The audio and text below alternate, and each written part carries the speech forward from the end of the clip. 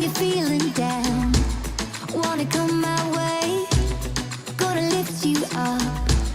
Let me hear you say, yeah, we're living on love. Yeah, we're living, yeah, we're living on love. Yeah, we're living on love. Yeah, we're living, yeah, we're living on love. Oh, oh, we're gonna take you higher. Oh, oh, we're gonna lift you up. Oh, oh, we're gonna take you higher. Oh, oh, we're gonna lift you up. When you hit the ground, don't you lose your way. Gotta get back up. Let me hear you say, yeah, we're living on love. Yeah, we're living, yeah, we're living on love. Oh, oh, yeah, we're living on love. Yeah, we're living, yeah, we're living on love.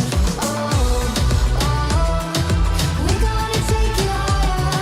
Oh, oh, we're gonna lift you up. Oh, oh, we're gonna take you higher. Oh, oh, we're gonna lift you up.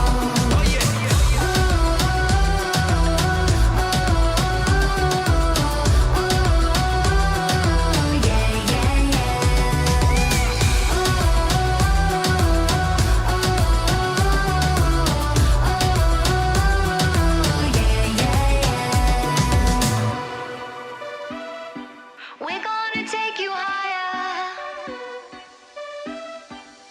We're gonna lift you up. Oh, oh, we're gonna take you higher. Oh, oh, we're gonna lift you up.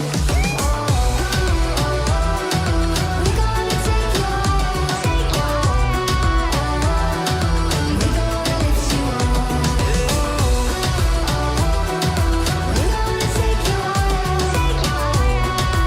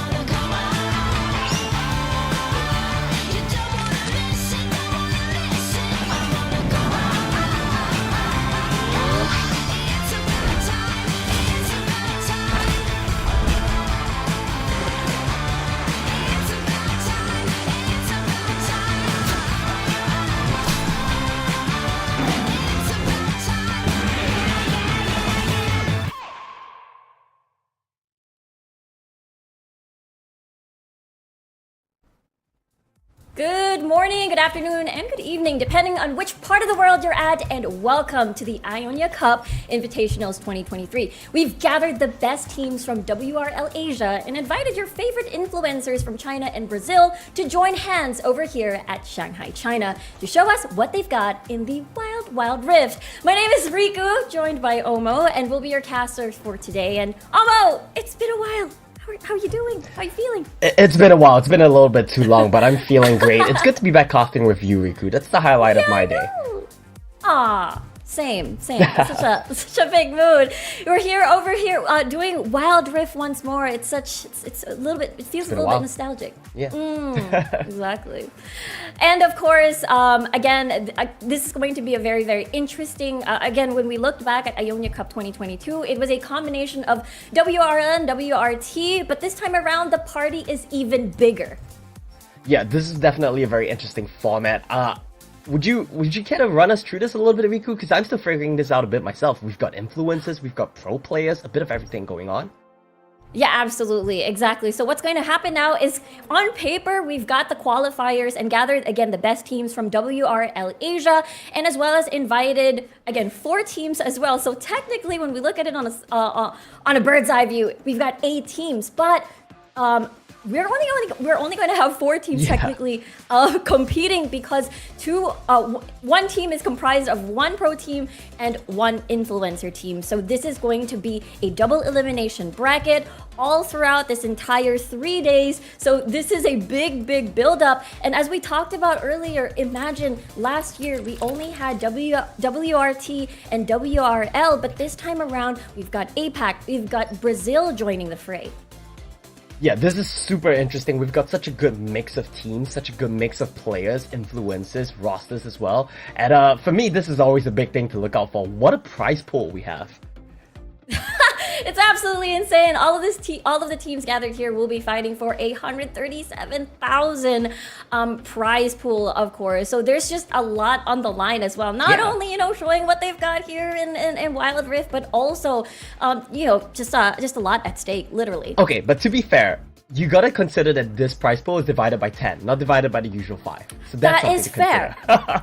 That is definitely something to consider. First place, of course, is what a lot of the teams are going after. But as we said earlier, the bracket is going to be a double elimination bracket with 4 teams. And we're going to be starting today, of course, September 11, which is, again, 2 series. We'll be playing out 2 BO3 series today. Yeah, and both games today look to be pretty interesting. We've got as you mentioned earlier on, Riku, I think NAOS is going to be playing the first game of the day. That's something to be looking out for. That's something you're going to be excited for, I think. I am going to be absolutely excited. Just as you mentioned, as we take a look at the bracket right now, it is going to be a combined, it's going to be NOVA combined with NBR versus NAOS Esports with the influencer team SWG. Yeah, so personally, I don't know too much about these influencer teams, but I know that some of them are actually pretty good, especially the Chinese teams. They're usually pretty high ranked. So I'm going to be looking out for them, and I'm excited to see what they can do.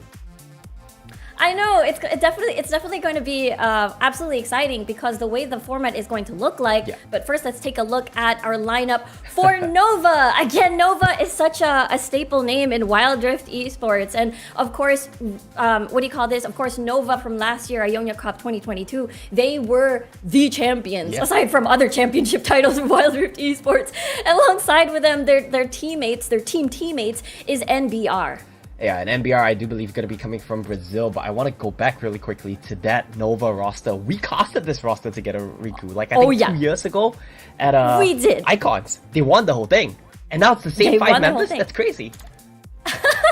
I know, it's like one of those things, like, why fix what's not broken? It has been working out. They've won championship titles already. But on the other side of the spectrum, we've got NAOS from the Philippines, and this is a combination of roster from many different iterations of other Philippine teams as well. So it's just basically kind of like the Avengers combining their powers to form one big lineup, which is NAOS. Is this a super team, Riku?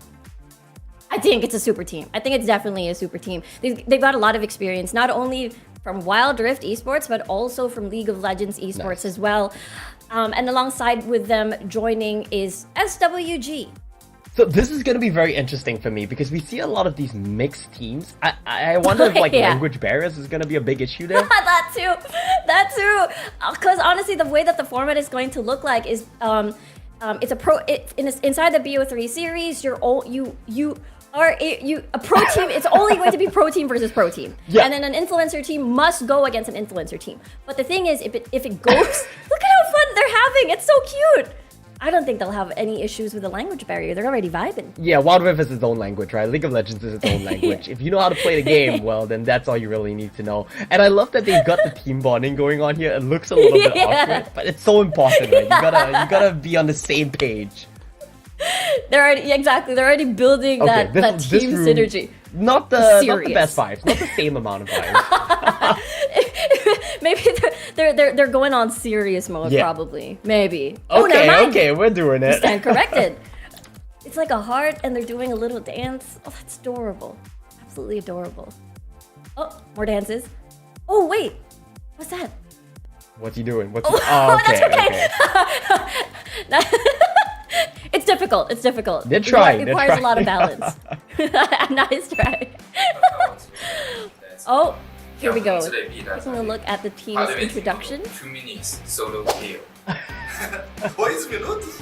Isso aí é podcast pra gente. A gente vai acabar com eles em 1 minuto. Hey Long, be ready, because I will make it short. 老铁，那个是龙，不是龙。希望你能守得住自己的龙。我们有3个国一射手，我无法想象你们怎么应对。我的建议是直接下一把。Como é, amigo? Eu tô liso. 3 top 1, mole. Pode mandar bem, esquece. NOVA+, NAOS. 闹死，这里是爱妃，容不得你们胡闹。 Hey Nova, if we beat you, give us your championship skill. 不呀，打都不如不打，我先睡了。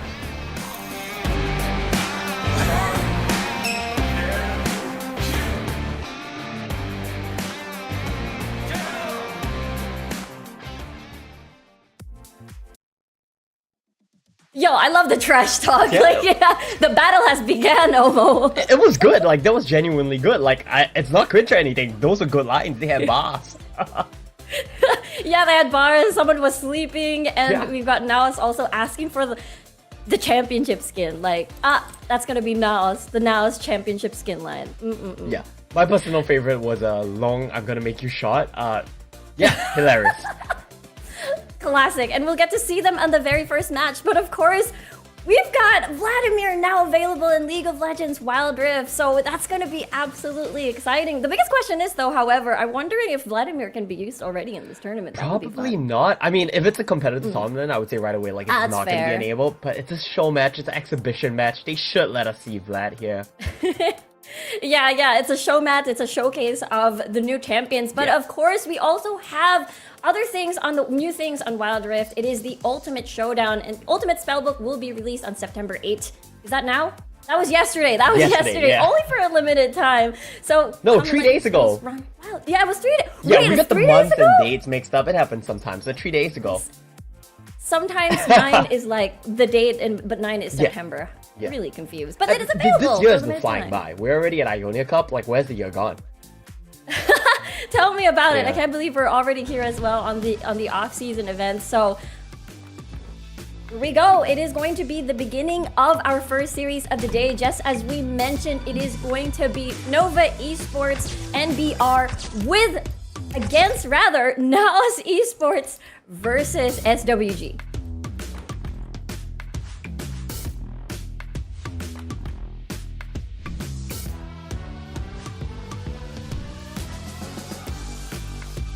Yeah, we'll see the players, the lineup on your screen right now. Honestly, like I mentioned, don't know many of these influences, but I want to see which one of them can match up to the pro players. Maybe even surpass some of the pro players. I'm hyped to see that. That's what I'm looking out for. As well as, you mentioned the rosters can be mixed and matched, right? I think that's going to make it very exciting. Yeah, that's true. For the first game and the second game, it is only going to be pro players versus pros and influencers versus influencers. But just as you said, a mix-up can happen at the very last if we do end up in the third game. He really is sleeping. Is really sleeping. The battle hasn't began just yet, but I can't tell if he's sleeping or meditating, like focusing, preparing for the match. Yeah, that's true. I mean, you gotta get ready before the match starts, and meditation's a great way to do it. You see, though, on the other hand, this is the okay, well, we're swapping around a lot, but the NAOS roster looks pretty focused, zoned in. They're super zoned in. They already did their little dance from earlier, Yeah. and now it's serious mode. But the venue looks amazing, by the way. It's like So an cool. outside venue, sportsy looking thing. It's so nice. It's so colorful. Yeah, I know the weather's not really great right now, but if not, this would be a great place to have a picnic. Like, you always have those, like, picnics by the park, and you can watch, like, a movie or something. Now you can watch Wild Rift there, too. That's true. You bring in your picnic and just chill on the grass. Yeah. Gamers touching grass. While still watching esports. Gotta love it. Yeah, super cool. I mean, this is the new trend, right? I love that Wild Rift is like a lifestyle thing now as well. Just go to the park and play it with your friends, or watch some pro players and your favorite influencers play it from the park as well. Exactly. You can play it anytime and everywhere. But yesterday when we were looking at rehearsals, there were a lot of like interesting feeding games on the venue where you can like, you know, that thing on the arcade Omo where you can punch the punching bag and then you get a score. Yeah, love that game. Yeah. They've got those here. Oh my god. It's a bit of a shame because of the weather. I know like we missed an opening ceremony as well. That would have been super cool too. But well, at least we've got the matches going on. Got the matches going on stage and locked and loaded for sure. Yeah. But as we were talking about the roster, the mix-up that we talked about makes me wonder if we do end up going to a Game 3. Oh, yeah. There's not going to be any roster restrictions anymore. Is there any team, I wonder, that's going to be planning to, you know, mash one team as a pro team and an influencer team combined? Or do they want to just go, okay, let's just put all the pro teams up against each other still on the very last map. Honestly, that's probably the way game. to do it, right? But like, it seems a little try hard, and I feel like you would want all 10 players to get a chance to play. So maybe we might see an entirely different roster between Game 1 and Game 2. It's nice to see we still have fans despite the rain. Yeah, and it's cute little tables too. That's so adorable. The venue is so cute. It's so pretty. It's so nice. I love the colors. Colors are great like- as well. Yeah. Yeah. It's like the blue and the teal or something like that. The teal. Yeah. But right now, it does feel like there is a big combination of players in like on the stage right now. It's not entirely like Nova at the moment on stage, which makes me wonder, are they saving for the complete pro roster for later? That makes sense, honestly. Yeah, these teams are honestly mixed up, but if we do go to a Game 3, I won't be surprised to see the full try-hard roster. You know, Game 1, let everyone play. Game 2, swap your 5 out, swap another 5 in, and then you have everyone, you know, like taking part. Everyone has played a game. Game 3, though, that's when you go full serious, send in your try-hard roster. I won't be surprised.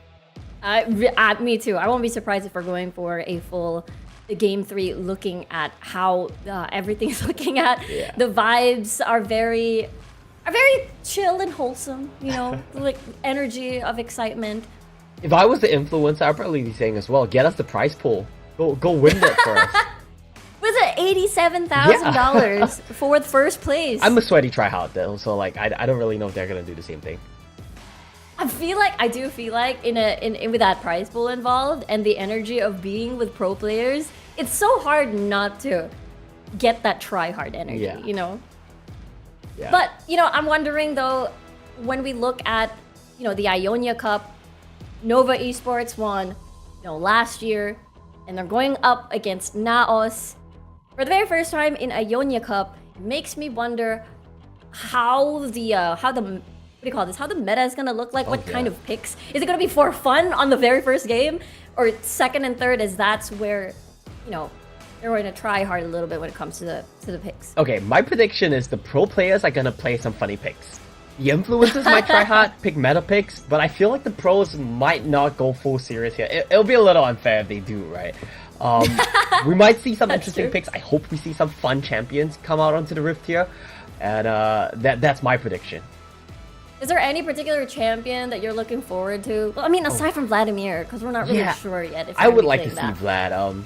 I think we're gonna see some very fancy champions come out from the influencers or the pro players. I know like Zed's a pretty strong champion, so it's not really off meta to pick him. But I feel like people will want to show off your mechanics. You know, like maybe the influencers are gonna pick up champs like Zed, Lee Sin. The pros though, I don't know. I hope we see something funny, like pick a Soraka mid lane or something. Soraka mid, Soraka top. Yeah. It's definitely funny. Sona mid lane, just do overall. it. Yeah, just do it. Just do it. And have fun. And honestly, I wouldn't be surprised if the influencers will definitely be using their best champions, like their mains immediately right off the bat. It's good vibes overall here. We're waiting towards entering, of course, the pick and ban, which is I'm very, very excited to see because again, it'll set the tone of pure for fun is gonna have try hard like immediately because this is Nova we're talking about. This is Nova. Well, they've won it all. They've won the biggest trophy there is to win in Wild Rift, so I feel like they won't really be super pressed if they don't full try hard here. But let's see. I'm interested to see. What did the sign say? I wanna. Please read for me. I'm trying, but they're moving it. I can't read it when they're waving it around. Struggle is real. Yeah, okay, That's it's a skill issue. It's fine. It's my bad. It's okay. Yeah. They're there. I mean, maybe they'll pan back Yeah. to the lovely audience. You can read, and of course, you got Mitsura, of course, very, very talented and amazing mid laner that we've seen back in UDG, and definitely one of the favorites. And we're heading close to the wait. It's Aram. It's Aram? So I guess It's this is Aram. for site selection, right? They usually do a 1v1, but I guess we're going full Aram with this Riku. Here we go. Let's see who's going to get. It's going to be pure chaos. Winner of this will have priority of choosing sides. So it's going to be Aram first, just for a little bit. Alright, I mean, Aram is always fun to watch. It's just, let's not take too long with this. I want to see the real game play out. Yeah, unless they try hard Aram too. What if this is the real match? What if we've been tricked and this is the real match? This is the actual match. Oh, they're going in! They're actually diving in! And Fate is in trouble Okay, trying to Nyan. run away though, but First Blood already done. Aziza is still pretty much alive. NAOS not winning, or rather Nova winning this tussle. There's only 3 members left. Yeah, and I just want to point out really quickly that it seems like we're going for a try-hard approach here.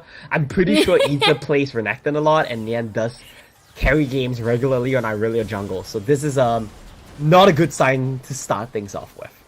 Yeah, they really went try-hard mode with their picks, but good thing on the opposite ends of NAOS, they got a lot of wave clear going on, so most likely they're waiting for that big level 5 to get that big wombo combo with the Galio. Yeah, it's going to be very interesting. And on the side of the blue team right now, we've got 2 Nova members and 3 NBR members. Issa goes in. What is it? He's just in the middle of it all, and yet he's still pretty much alive. His sacrifice will not be in vain because the rest of NAOS are falling down like dominoes. Teal'd with the last auto attack, unable to get that as 6 survives, and that is NAOS, having a hard time with NBR and Nova's combined powers. Oh, it's the clone. He's fine. Oh no, Emerald dashes in just to get the ignite off, but Kamashi was there, and we're going right back in.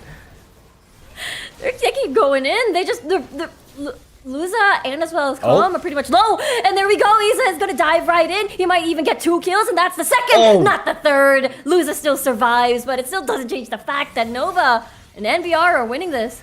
Flashes for the third as well, but doesn't quite get it. And I want to point out, the red team has more pro players right now, right? They have 3 pro players and 2 influencers, so it should go to the red team. But AUM is so draft dependent, I don't want to call it like that. Yeah, that's true.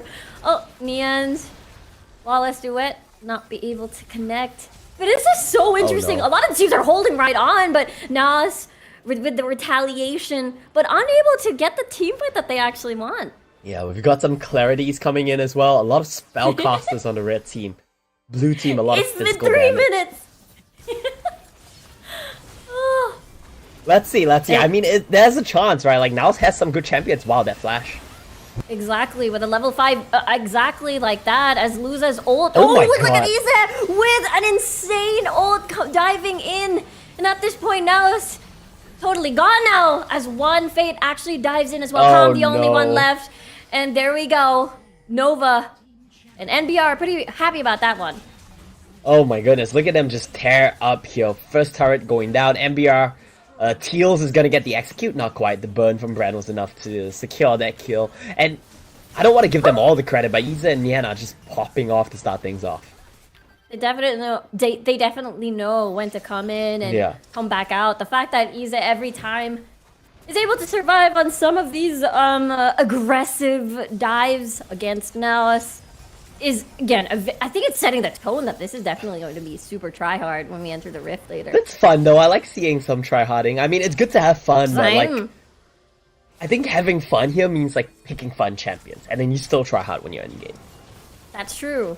That is true. Yeah. It feels like the heavy pressure and the weight is just supposed to be is less. Therefore, Nova will play freely. The pro players will play freely as Ize activate his ult. Is going to dive right in. There's the stun coming through. Just a lot of damage pouring through from Ize. And Luza, unable to maximize that bullet time, unfortunately, is forced to run away.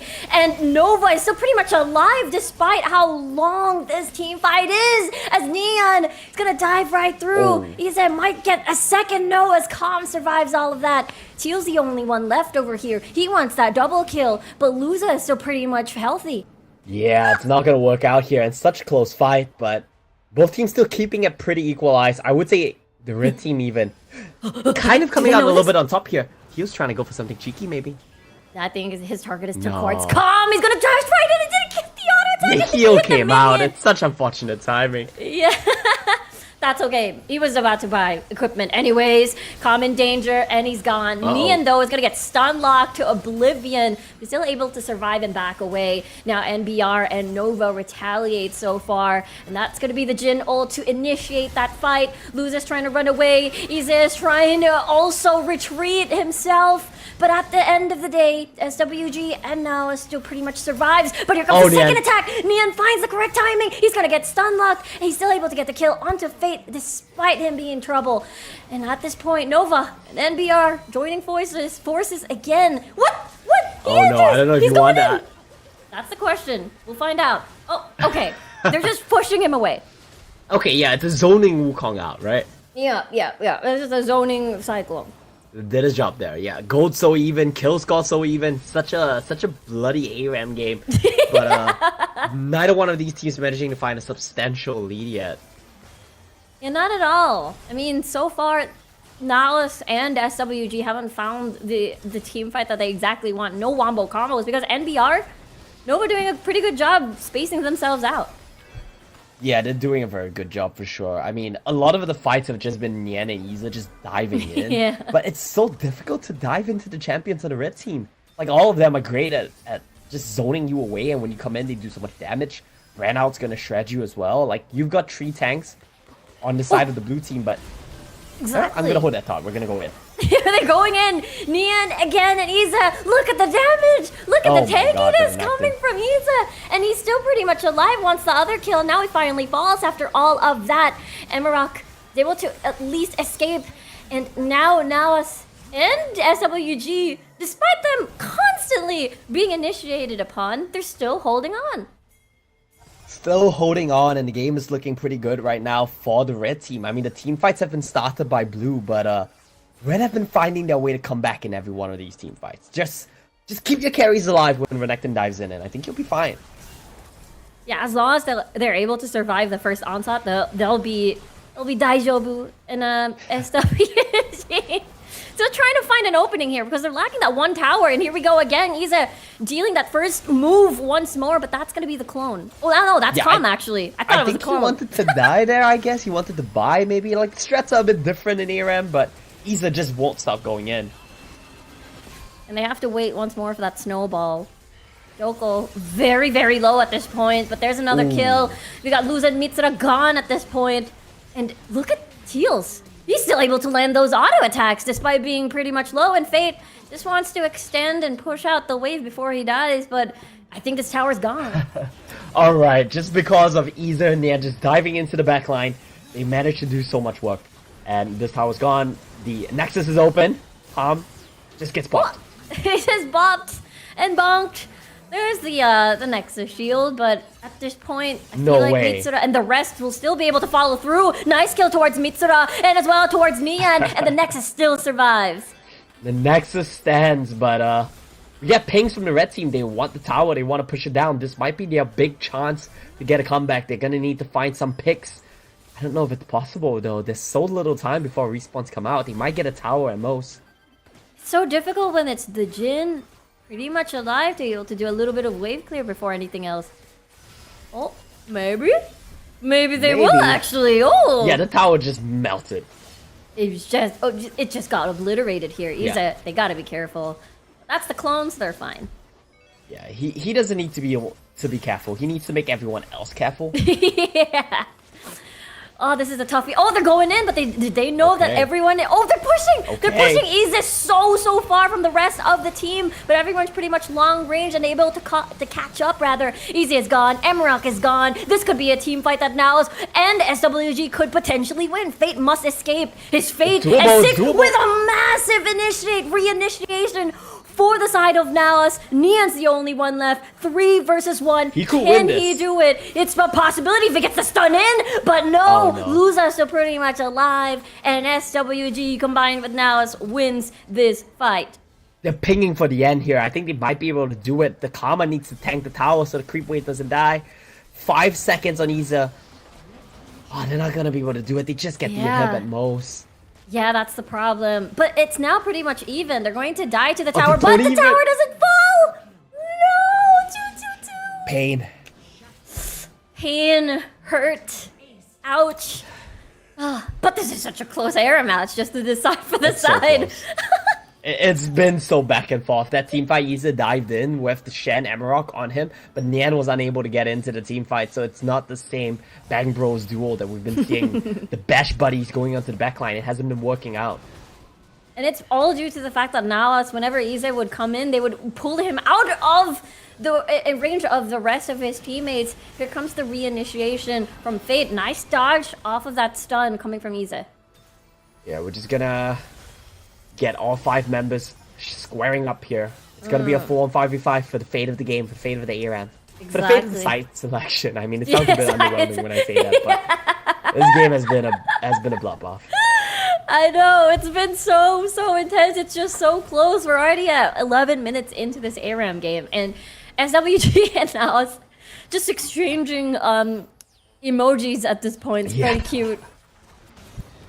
Gotta be careful here, though. Oh, no stun. Oh, there's a stun, but no follow-up yet. Yeah, we see Nova actually start to be a bit cautious here. Like, they've been diving in without a care, but now they know if we lose one team fight here, it could be the game. So we're gonna take a step back. We're not gonna throw it away. But at this point, NAOS doesn't have the upper hand when it comes to space near the Nexus. They have to push that minion wave a little bit more to be in a comfortable spot for a team fight. Yeah, they're gonna... Well, they're fishing, right? But the thing about the blue team's comp is they don't really have many tools to fish for the picks, to poke. They have to just dive in. Yeah, exactly. It always has been Yiza popping his ult into... Diving into the entire team of NAOS and hope for the best that the follow-up comes through. They do have Joko at least for the with a Jin ult, but I feel like it's a bit too far for the rest to follow up. Yeah, it's probably gonna be follow-up at most. Oh, let's look for the snowballs, right? Like, that's a good thing about Aram. Like, the snowball could be the engage that you need. It could be. Iza's already quite near the rest of SWG and NAOS, but not yet. Nope, not yet. They're just gonna get the heal first. The baits from the Wukong clones are making him waste his stun, waste his fury, but let's see. I think at this point it's who loses their nerf first. Oh, but Nian's gonna get a little bit impatient. He's gonna dive right in and unable to save Luza. And this is at this point NBR and as well as Nova trying to win this, but NAOS retaliating at this point. Hold on, wait a minute. Iza is still able to get a kill onto Mitsura, Jogo, and as well as Emerald still alive. It's all boiling down to a 2v2 at this point. Look at this ult. It's not gonna be the clone getting hit. They dodge out of range out of that, and they still have to survive this minion wave. It's an ADC still pretty much alive. Here comes the reinitiation onto Emerald, unable to finish off the kill. Fate's gonna dash right in with the taunt. They'll follow up. 6-1 auto attack, and now he's gone. And now still pretty much alive and surviving. Emerald wants to run away, still pretty much tanky, but we'll just decide to give his life so that he gets the death counter time up and running. Oh no, the red team takes it, but it was so close. And I don't think they'll be able to get any objectives from this as well, just because of how far from the opponent's side of the map they were. It was so close though. The enemies there, they tried their best, but it wasn't enough there. It's so difficult, especially you know, it's a Jin. Pretty much very vulnerable against those two champions, Oh, a yeah. Galio and a Wukong. And now, here they go. Ise is just trying to destroy the backline first, just targeting Luza right off the bat. But here we go. Fate is already pretty much gone into a 4v4. Emrak's about to live in 6 he went seconds. back in. He can teleport just immediately after right that. And 6 is just trying to run away as well, but I don't think he has any tools to actually retreat in time. And Emrak is chasing. He's chasing. He gets the he gets the slow. He come. And Mitsura, they're the only ones left. There's no taunt It's just base. yet. But this is just so difficult to run away from. You're pretty much stuck. There's like 5 members still alive on the ends of NOVA and NBR, and they will win side selection. He even gets the last snipe onto Mitsura at the end as well. Such a good team fight from Aram and Ise to just start things off every single time. But props to the rest of the members for the good follow-up there. Yeah, it was pretty close. I do feel like that again, that tower 2-2-2, they were not able to get that like an equal space to So be able to close. fight against NOVA and as well as NBR. Yeah, well, that does mean that we're gonna see the NOVA team get side selection for the first game of this BO3 series. I'm curious to see if they change up their roster after that one, but I feel like the roster that you start with is the one that you should play game 1 with, so I don't expect to see any changes. Yeah, that's the thing, right? As we've stated on the first 2 games, it is only going to be 2 matchups that we're going to be looking at, which is again going to be pros versus pros, influencers versus influencers, and the third game rather. If we are able to reach that point, then that's the time there will be no roster restrictions. Yeah, okay, yeah. So let's look up a game tree to see what roster they want to run with. That's my mistake. Maybe that's the game 3 roster already. The thing that we saw, Oh, because yeah. it was pretty close. Yeah. If you think about it, it's really close. Yeah, I mean, okay, if that's the case, then we might very well get to game 3. I feel like it's such a coin flip which influencer Yeah. team wins. The pro team one could be exciting too, though. I mean, that's the one that we're going to be looking out for in game 1, right? Agree. That's the one Nova that gets versus that NAOS. has you a bit nervous, right, Riku? Because of NAOS? Yeah, of course, because of NAOS, Okay. absolutely. So now I'm wondering if they're going to wait it out in game 2, game 1. But you know what? I'm going to be on NAOS side, of course. I'm Yeah. going to cheer for them. Absolutely. It's Yeah, huge. I mean, It's gonna be I'm huge. on NAOS side as well. Like, I want to see Nova lose for once. You know, like I know they lose a bit like regionally, but Yeah, every time yeah. I've seen them at an international event, they've won. So I know. this yeah. is the first chance to see them lose at internationals. Yeah. For me. And I that would be a big, that would be a huge deal, especially as an opening series that we're going to be Oh, yeah. having here at Ionia Cup. And the fact that, again, Nova on top of, again, having won a lot of championship titles already, but also included is the Ionia Cup from last year. So again, this is going to be absolutely interesting and exciting to see how NAOS will be able to play it out, because I know Aram isn't exactly the best measurement on how close it's going to get between these 2 teams, but I'm pretty sure it's going to be absolutely exciting once we see the 2 pros duke it out. Yeah, it's gonna be super fun. Like, we get a bit of a fun game as well as a more serious game, I guess a more try-hard game. I wonder as well, like, if the influencers behind the scenes are telling the pros to, like, go full try-hard so they can, like, secure one match for them. It's gonna be fun to see. It's gonna be exciting for sure. I do feel like it's so difficult to not try hard, especially if you're up against pros, you know, like your flow pros.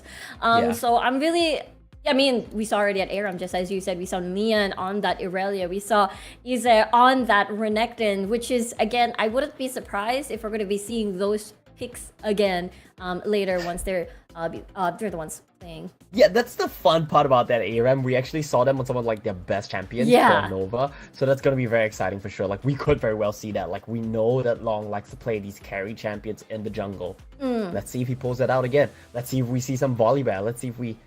Well, we're not gonna see Vlad, but I want to see some of these new champions. I want to see Kane maybe, you know, play something that's kind of try hard, kind of fun, but also like not what you would play in a usual pro game.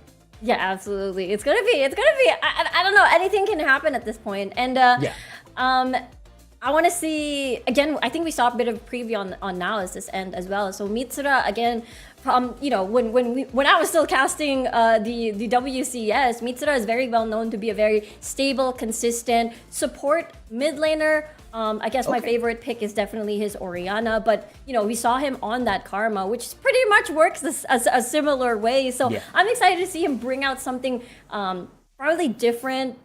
Maybe I don't know. Maybe something like something flashy. Something flashy. Give us some pizzazz. Pizzazz. So I don't know. I think this is definitely the stage where you can bring things that you're not usually known for or seen for. Yeah, something that your coach won't let you play usually. This is the time to play. Exactly. So at this point, I think there's a little bit of what do you call this? When I was checking the recent picks, I suppose, like the recent meta. At first glance, it did feel like there's nothing. I wouldn't say there's nothing. Like there's a little bit of similarities from when we still casted when we were casting Wild Rift, where it was the Ziggs, it's the Varus, it's a lot of big priority over at Wave Clear, but then suddenly now there's a big prominence of double AD carries mid lane and as well as bot. Yeah, not so recently. Like it's been a while, but they changed the runes, they changed the itemization. That's true. There's so many changes. It's nice to see AD carries be able to come back. That's gonna be fun to look out for. But I think one thing that would never change is like carry junglers are gonna be like dictating the pace of the game, and we've got Long playing these carry junglers. Yeah. So Taylor's time, right? I guess. I know. I do feel like the China region is definitely such a big expert when it comes to having a lot of talented jungler players, and as well as doing that sort of play style where carry junglers will farm for ends on ends on ends, and then suddenly when he comes out of the jungle, boom! Like you don't know what hit you. You're just kind of dead 1v5. So I wonder if they're gonna be doing something similar. Especially I know like in Ionia Cup last year, it was Long that ended up being that MVP. He always is. He always is the MVP, Nova bro. Wins, he's the MVP. Is it like the meta? Is he just that good? A bit of both, maybe. I don't know. That's a good question. I think it's just such an overall such a consistent player. Yeah. And I'm just looking forward to see him play later on the Pros vs Pros, because the only two players that we saw earlier at the Aram was Iza and as well as Ian from Nova. Yeah. Oh, that's true. I got it mixed up in my head. Like, I saw the Irelia with the Nova tag, and I just assumed it was Long, so in my brain, I was like, oh, Long's playing Irelia again. But that was Nian. You're right. So solo laners, they can play these champions. It's fine. It's the same. Yeah, it's the same. It's practically the same. I mean, we're seeing like Fiora jungles and stuff like that. It definitely works. And as for for the side of NAOS, I'm just super excited to see this big combination of players not only being very experienced from Wild Rift, but also experienced players coming from League of Legends as well. And I mean, again, this is a combination. This roster is a combination of many different players from different teams of different eras of Wild Rift. You've got UDG, you've got Cerebrum or DR Esports, you've got again, it's a big combination. That's why I would like to call NAOS Esports right now, this current iteration, like an Avengers sort of of joining forces. So I'm excited to see this iteration go up against Nova. Yeah, it's a good test of your skills, right? I guess like with the team the super team that you kind of like put together, and they take down one of the, if not the best team from China. I guess historically, right? It's not like the current meta, they're the best team, or it's not like they've won the previous season, but historically, Nova has been the most successful Chinese organization. So it's nice to see what they can do against these 5 players. It's a good test of your mettle. Even though you could say it's an Ionia Cup and you're playing a BO3 with influencers, not the most try-hard event. But still, there's a vibe check here, You can eye test this thing to see, like, how much potential does this roster have to stack up against the best of the Chinese teams? I super agree with you there. Honestly, it's just so exciting to see this sort of matchup immediately during the off season, and it's kind of like it's a preview of what's to come for again the next season of Wild Rift Esports. So seeing them day one fight each other right away, even if it's a little bit it's not a full BO3 of them playing, it's still going to be absolutely exciting. Yeah, it's gonna be very exciting. We'll see at least one game, so I guess we have like the BO1 eye test to see this. BO1. Yeah, I'm a little bit more excited for the influencer matchup myself, not gonna lie. Like, I want to see how this one's gonna play out. I have no knowledge, I guess, of these Yeah. influences. I want to see like which ones of them can actually like cut it. You know, like which one of them are actually good. Yeah, that's Comparatively, true. I guess, to the pros. Yeah, that's true. And if like I remember when we were talking about the potential, picks of the influencers, maybe they'll go for meta picks immediately, or maybe they go from, what do you call this, just choosing their mains. And if everybody just immediately just chooses their mains, you have this one big mixed bag of a lot of really interesting things forming this one comp that maybe we don't see all the time, but we're finally seeing it on stage. Yeah, it's gonna be fun. I mean, what is there to talk about that we haven't said already, right? Like the teams are getting ready right now. I know like they're changing the devices for the main roster to play game 1, so everyone can be comfortable, can be on the accounts you logged in on and whatnot. But I do believe we should be going into ban pick pretty shortly, and that will give us a good idea of what we can expect then from the game. Of course, we have 2 best of 3s here today as well, so it's gonna be a long one. Yeah, it's gonna be a potentially long game, Yeah. maximum 6 games for the entire day. Plus another and ARAM, so 2 ARAMs. 2 ARAM. That's true. So like, how many minutes was the game earlier? Was it like 13 minutes? The ARAM? Yeah, that was like 15 minutes or so. Not super long, but yeah. It does feel still like a long game if it's Aram and it's like 15 minutes. But yeah, so the rest of the matches is going to be BO3. The only ones, except for lower bracket finals and as well as the grand finals, that's the time it's going to be an entirety of BO5. So that's going to be during the last day, but the rest, day 1 and day 2, will be BO3s. Yeah, that's gonna be exciting. BO5, do you know what the roster rules are for that one? Like, Oh how's yeah, that one I gonna do. work? It's going to be Run me very through it. similar to BO3. So LB finals and the grand finals, the first 4 games, you only are able to do the 2 matchup types The that locked we keep. rosters, right? Yeah, the locked roster, and the only time that you can mix it up is the last game as usual. So it's still pretty much the same as the BO3 ones. Yeah. Yeah. Oh, Alright. there it is. Go read it, Omo. I'm trying. I mean, I see like 2 words there that I recognize, and it's like sunlight, so I guess it's something like we don't need sunlight, like even in the heavy rain we'll support the teams. I don't know, That's so like I'm cute. inferring a lot from 2 words, but I mean, that makes sense. Like rain or shine, they're still there to support Nova Esports and the rest. So I think that's pretty cute. yeah, but we do have all 5 players, all 10 players on the stage. I think they're doing final checks right now. See the referee bringing a little list to them. Any issues here? If not, let's get ready, let's get going. And I think everyone looks good to go. Everyone's ready to go. Speaking of everyone, it is the pro teams first that will be fighting. Yeah. It's not going to be influencer teams first, so it's going to be what they say, a banger of a first game. It's going to be very exciting for sure. It's going to be very back and forth. I have no doubts about that.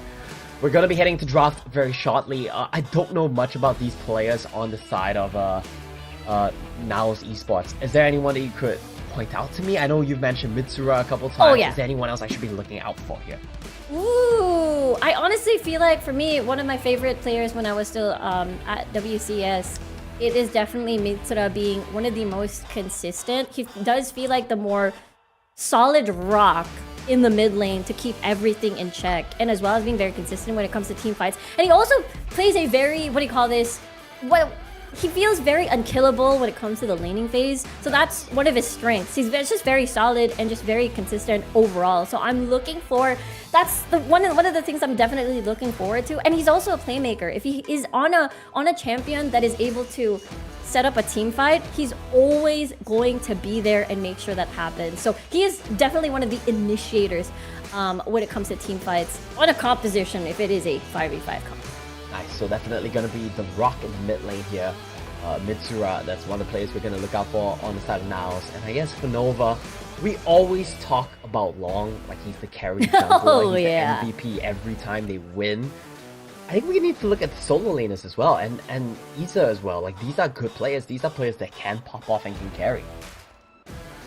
Oh yeah, I think that's the scary part. Like, how do you even survive that laning phase before you even reach that 5v5? And I do feel like NAOS' strength is definitely, I wouldn't say really that scrappiness when it comes to like 5v5s, but I do feel like that's when they really do shine as an entire squad. But for the side of Nova Esports, if they're going for that usual route as we head on over to pick and bans, oh, here we go.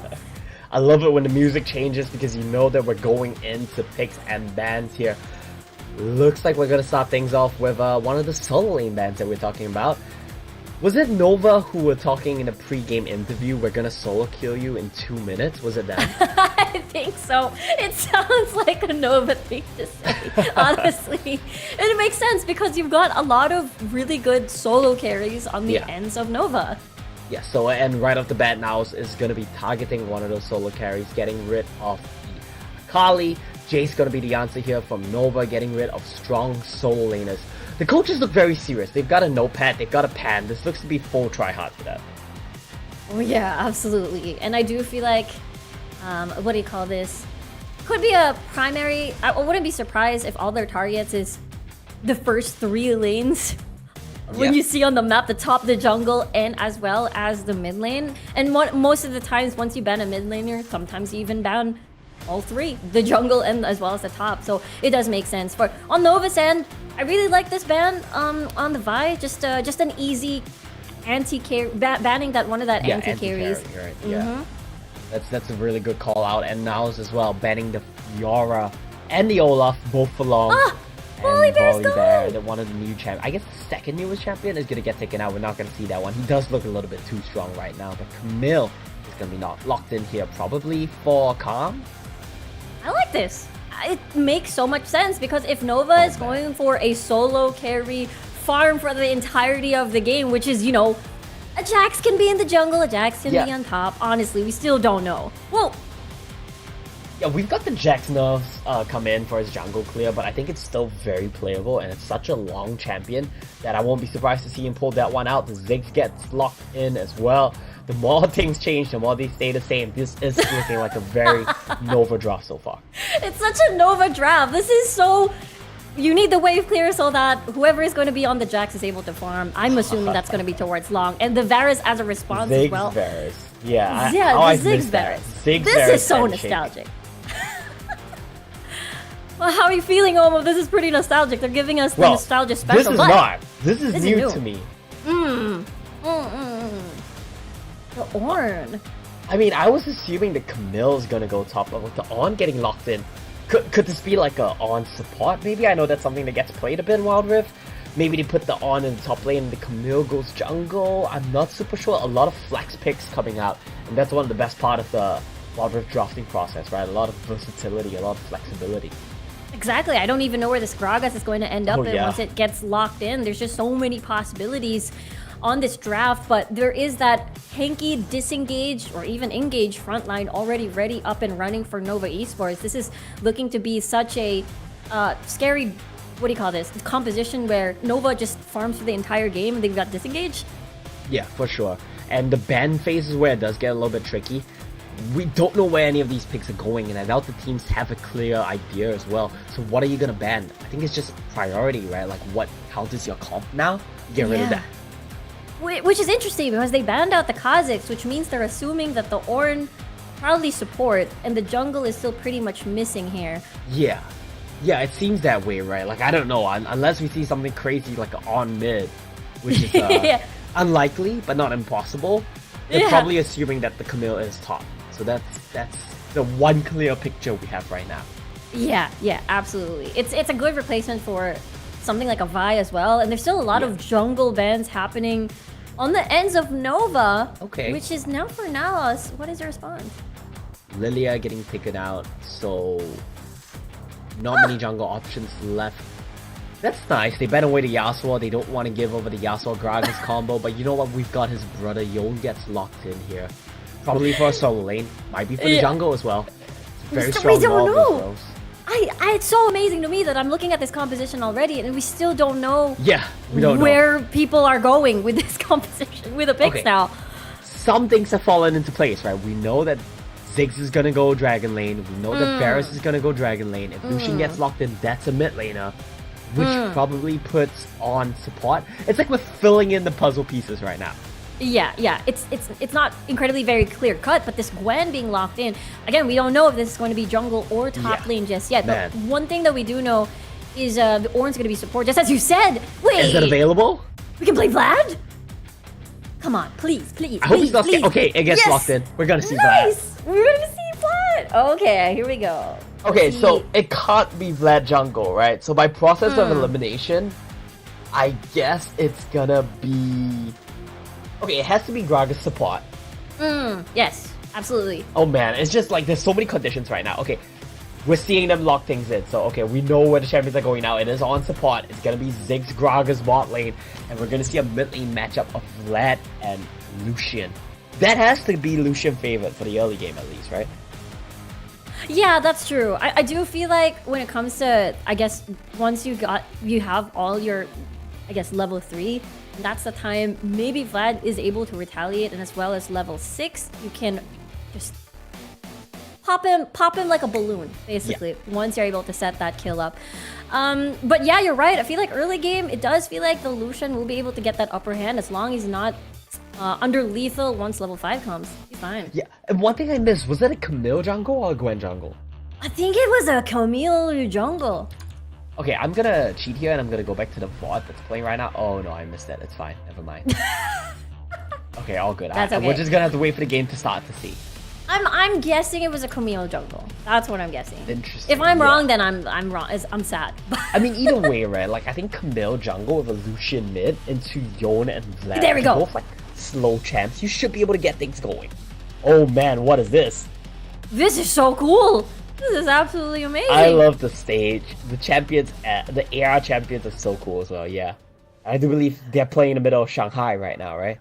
They are currently all in Shanghai, China, and Super the cool. influencers and the qualified teams from WRL Asia, like from the Philippines, they all flew all the way here and to compete here at the Ionia Cup. All right, and run us through it, Riku. What are we looking at here? It's actually the Camille jungle right now, actually on towards the towards NAOS at this time around. But I like what you just said, right? The duo mid lane and the jungle, really strong level 5. But something, at least for Nian, He ignited him already. Very early 1v1, both of them actually, and it does feel like Mitsura is the one who lost that. Oh yeah, like the Empower Q coming in from the Vlad was just so strong right there, and I like that he added the pole level 2 as well, suspecting the possibility of the all-in. So much damage coming in from the Vlad, right? Like, that's the thing about new champions, like sometimes you don't know how strong they are, and Nian is just showing off that this champion might be a little bit oppressive in the mid lane. It's gonna be very scary also once level 3 comes with that 1v1 matchup. I do feel like Mitsuru has to be careful. I don't know if they were able to use a flash already exchanged on the ends of mid lane, but you have to see a little bit of preview on how the outside perspective looks like. Super cool, and we see the on support actually doing something that only he can, crafting the items already. And with the bot prio, Yami's just gonna ditch the lane, come over, chase Mitsura completely out of lane. And yeah, you might have a strong mid jungle duo, but if you don't capitalize on it, if you get lead somewhere else, the support just comes over, sways the whole dynamic of the lane. Yeah, that's the problem. I feel like, you know, now it still has to pretty much wait till level 5 to take advantage of that Camille ult and destroy the enemy mid laner. But at the end of the day, whoa, wait, hold on, Margot just wants to deny that back. Just to slow Yeah, that's down a good that job. little I mean, that helps, right? It slows the tempo a little bit here, gives Mitsura a bit of time to come back in, push the wave out, maybe get a bit of a wave lead himself.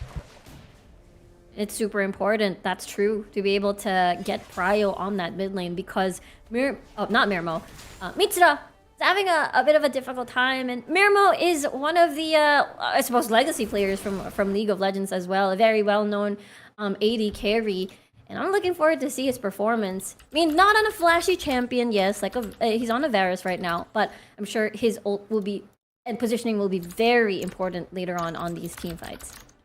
Yeah, it's going to be super important to look out for, to see what he can do to set up his team. We've got a lot of carries, right? But what are carries without the support? And Long has his ultimate. He's going to start looking for a gank here immediately. Oh, that is definitely a quick gank. Calm is super low right now, almost half HP. He's forced to retreat at this point. But no, no summoner spells being used, so he's fine. Yeah, he's all good. I think... Does he have barrier? I might have seen a barrier get popped right there. That would be interesting. Maybe he didn't take flash. We'll have to wait for the observer to show us that one. I like the early Ninja Tabis for the Vladimir as well in the mid lane. Oh my god, the Oh! anti-synergy that luck. Oh no, that's unfortunate. And it's okay. It's okay. They're gonna go back anyways in a few. Yeah, it's all good. I mean, he's helping him get closer to his tower so he can recall, right? Exactly. And right now with what do you call this? With the lane in the mid lane, it's going to be a bit worrisome for Mitsura. We talked about that big level 5 that might pop him out, but I think Mitsura is able to win that trade against Nian. Yeah, it's a good job there from Mitsura. He needs to start winning these trades, and I think him having the Executioner calling is gonna be super important for him to start trading more heavily as well. Because you just stop the Vlad from being able to regen up whatever damage you do to him. And 4 minutes on the clock, it's time to swap into the mid lane so we can get prio for our neutral objectives. Yeah, that is going to be the dragon that's going to be spawning in 5 seconds actually. So we'll see. So far the prio is in favor definitely on the ends of Nova Esports. They've been doing a good job controlling as Nian wanted to get a pick on towards Mitsura but couldn't at this point. Still pretty much alive. Yeah, he's gonna be okay, but so much pressure being put on him. Yemi is just all over the map right now, roaming between mid lane, bot lane, getting pressure wherever he can, helping his solo laner out, helping Nian get some pressure on the map. But this is scary. I think Mitsura could be in deep trouble. Good thing he has the culling for that wave clear, but there's the turret. Oh my gosh, the damage! I don't think he expected that. Okay, he's fine, but they have prio. Yeah, I don't think the Vlad out was used there. That might have been enough for lethal, but they're content just chasing him off the tower, forcing him to base so the dragon can be secure. And even wanting to defend some of the turret plates even. But I think that's true going into the pockets of Nian already. So far, so good for what do you call this? For Nova. Yeah. They're pretty much the same. Not the same. Nova NAOS. You got the N sound, yeah. The N sound, yeah. Oh. And we haven't seen much from Fate. He has been power farming it up, but long goes in. Here we go. Margot, very in dangerous HP numbers at this point. Is able to get that knock up at least before he falls down. Mitsura might be in big trouble here. Unable to get a kill and a trade onto Nian, but here comes Mirmo. We talked about him earlier. Unfortunately, the Q doesn't hit, but they want to chase. The 280 carries, knocking Nian down. And that's at least a 1-for-1. Nothing hits, but it doesn't matter. You've got the auto attacks from both 80 carries. Oh, they want more. They're going for the dive onto Long. Long, though, is still pretty much alive. Is gonna dash right in. Fate with a sweep on the face. That is huge. They get even a tower as a bonus. Yeah, they get the turret. That's really nice from Fate. They're using the Rift Herald the moment he started to play. They might be able to even get 2 turrets. Triforce Camille, double marksman. It's not impossible. Yeah, exactly. Look at that. It's already 600 HP, but Nian has a different focus in mind. Here comes the ult, separating Mirmo and the rest of the squad. Fate is in trouble as well. I don't think he has any modes of escape, but the shield pops in. He has a flash. He's walking towards the river, gets a heal. And Remake, does he want to chase this down? Looks like that's going to be enough. Yeah, and we're just seeing action cross-map right now. Both teams looking for plays. Both supports so active, having to just secure their solo laners' lanes, keep them safe. And it's super good too. You're right. I felt like they wanted to do something at top lane at least to make a trade because bot lane second tier tower is pretty much non-existent. But now is still able to hold on towards his tower. Holding on to all turrets except for bot lane tier 1, which was taken with the Rift Herald there. For the side of NAOS, so far it's still a pretty even game. A little bit of a gold lead for NAOS. I'm a little bit confused by that one, actually. Which one? So on the top left of the screen, we see Nova on the blue side and NAOS on the red side. Not sure if that one's super accurate. We won't go off that right now. Based off of vibes, I do think the gold is pretty even. Oh yeah, that's true. I mean, either way, it is going to be just a 2k gold difference at the moment. I guess the biggest question is where that gold is funneling into. Yeah, I think a lot of that would be in Long as well as Nian's pocket, which is exactly where you want that gold to be. Long already has his Blade of the Rune King. That's not a super big power spike. He's probably going to need one more item. Yeah, it's definitely going to be important for those fights later on once they initiate this. But this is going to be a potential tower dive. But they're very disciplined. NAOS is super disciplined right now. They don't have information where the rest are, so they don't want a tower dive.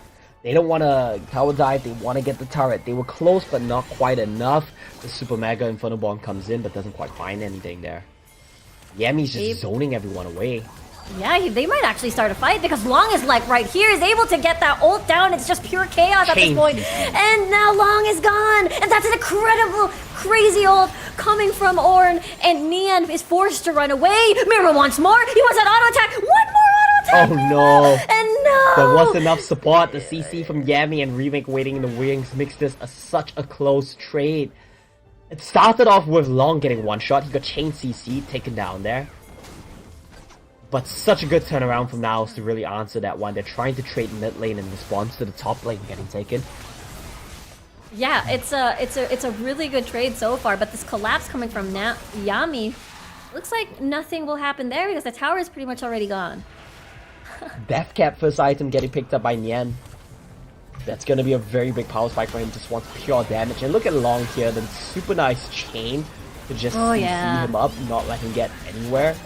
And this is nice for Margot, getting a 3-man on Haunt.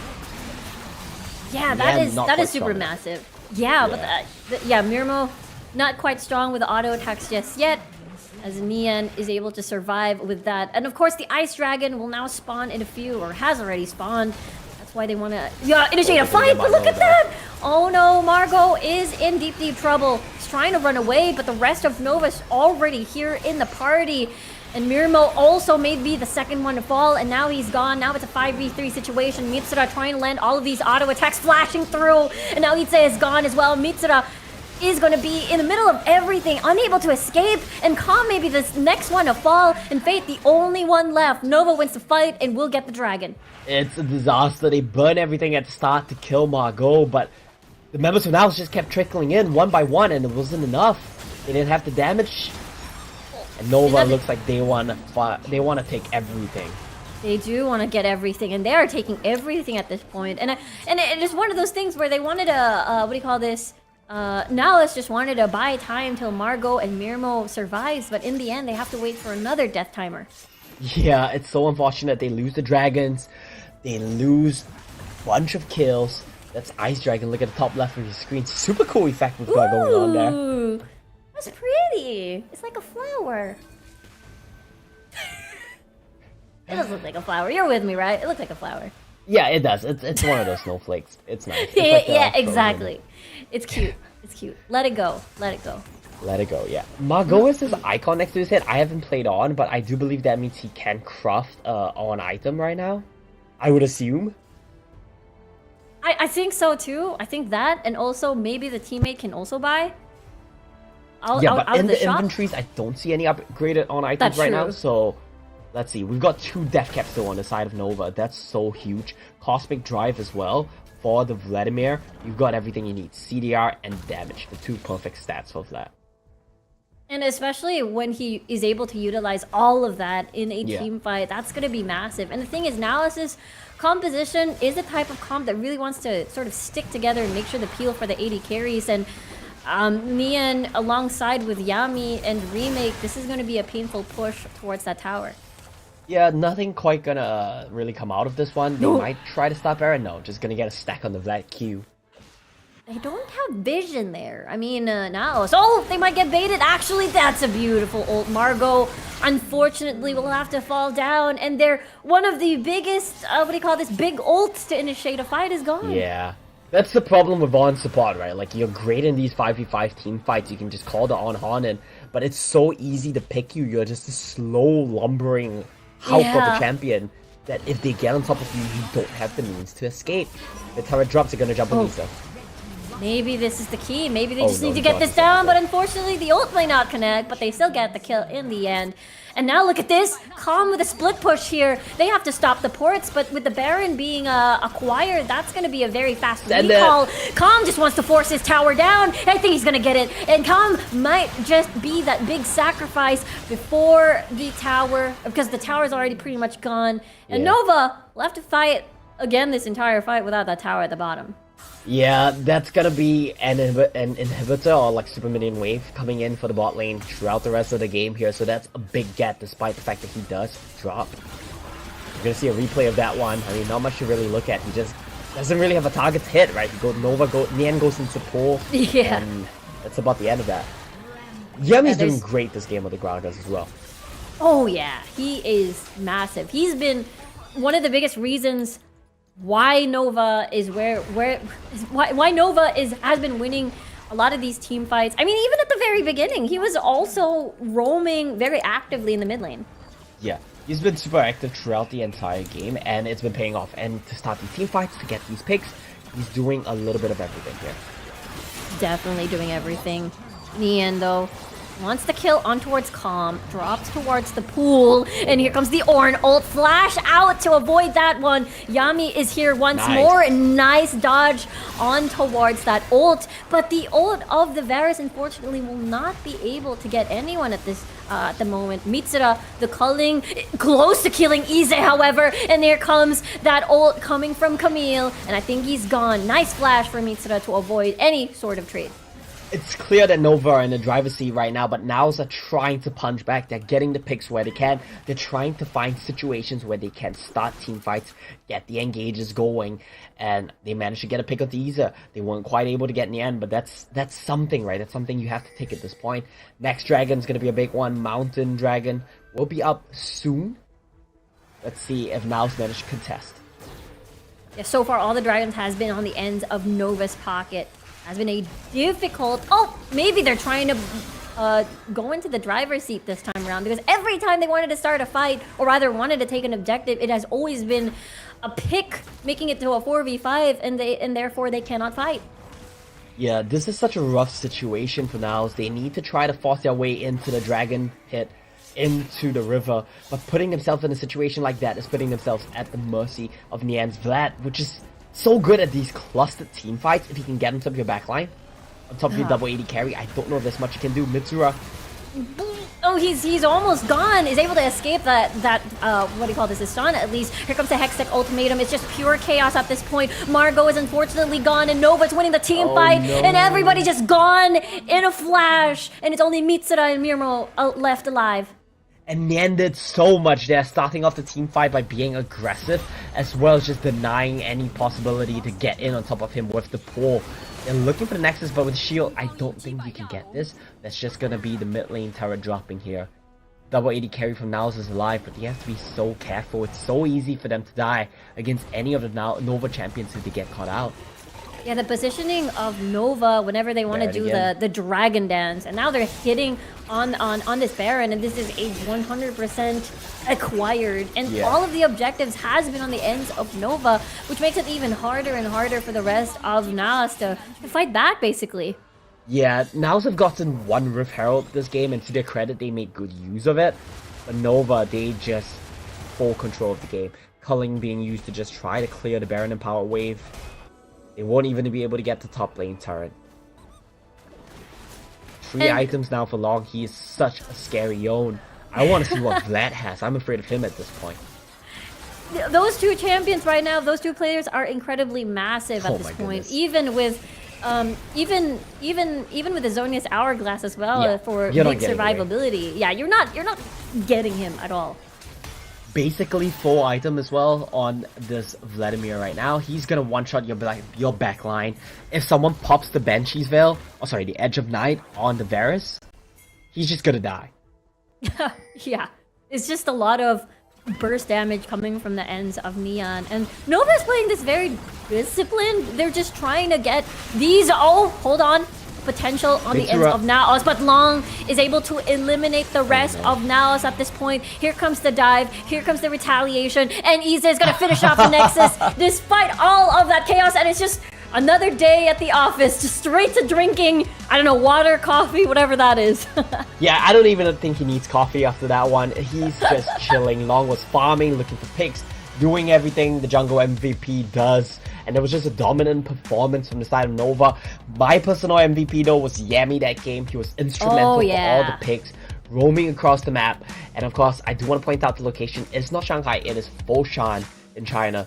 So that's still a very nice venue, still a very nice setup that we've got going on. And Yeah, it's such a lovely venue. Yeah, it is an interesting game one, absolutely. The fact that it did feel like it was starting off even, the laning phase wasn't as explosive as we were expecting it to be, knowing that it is, it is Nova. They're always very explosive when it comes, they always win their laning phase, but now it's really held on strong. It is that post-laning phase that was a bit tough because picks were, again, because of Yami, was getting a lot of picks for the team, making it into a 4v5, and they're not able to contest any of the neutral objectives.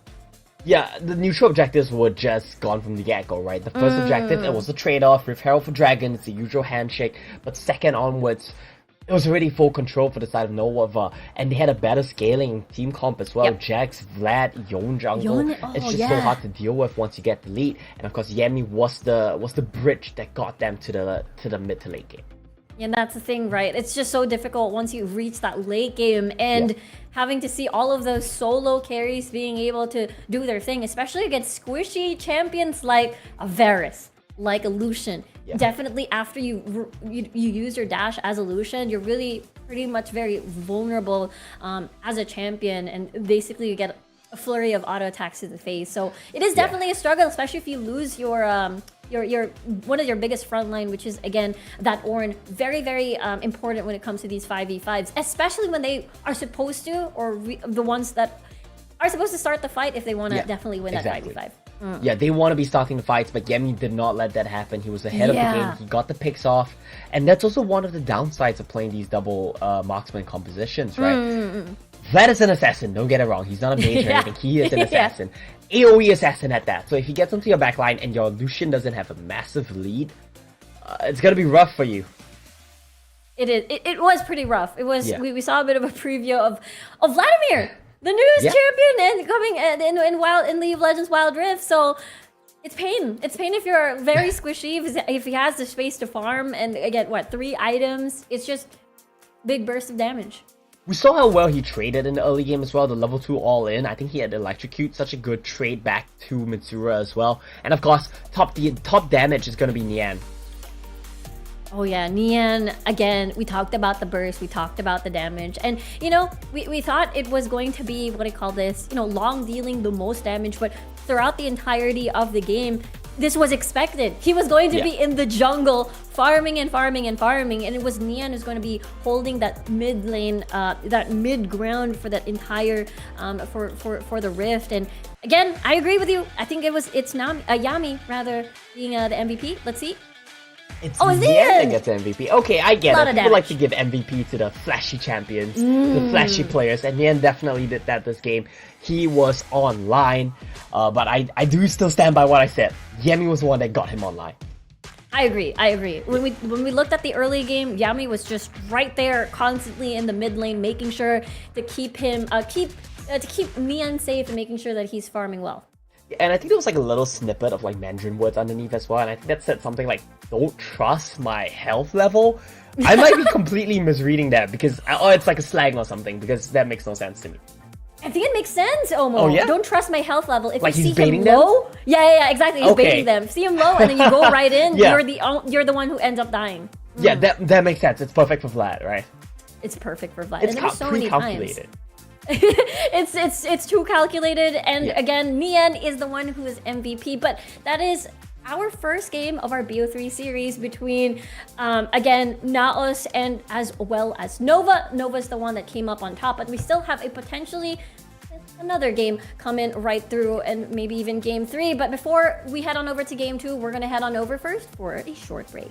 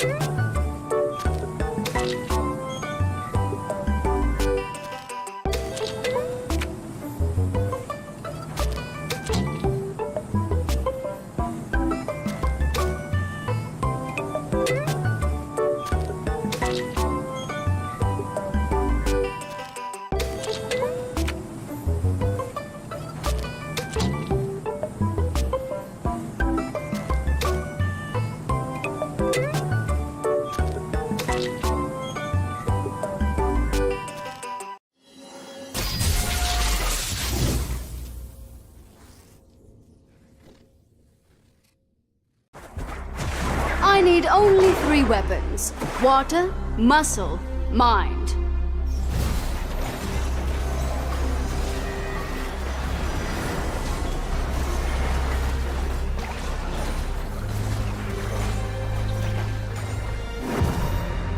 Water to me!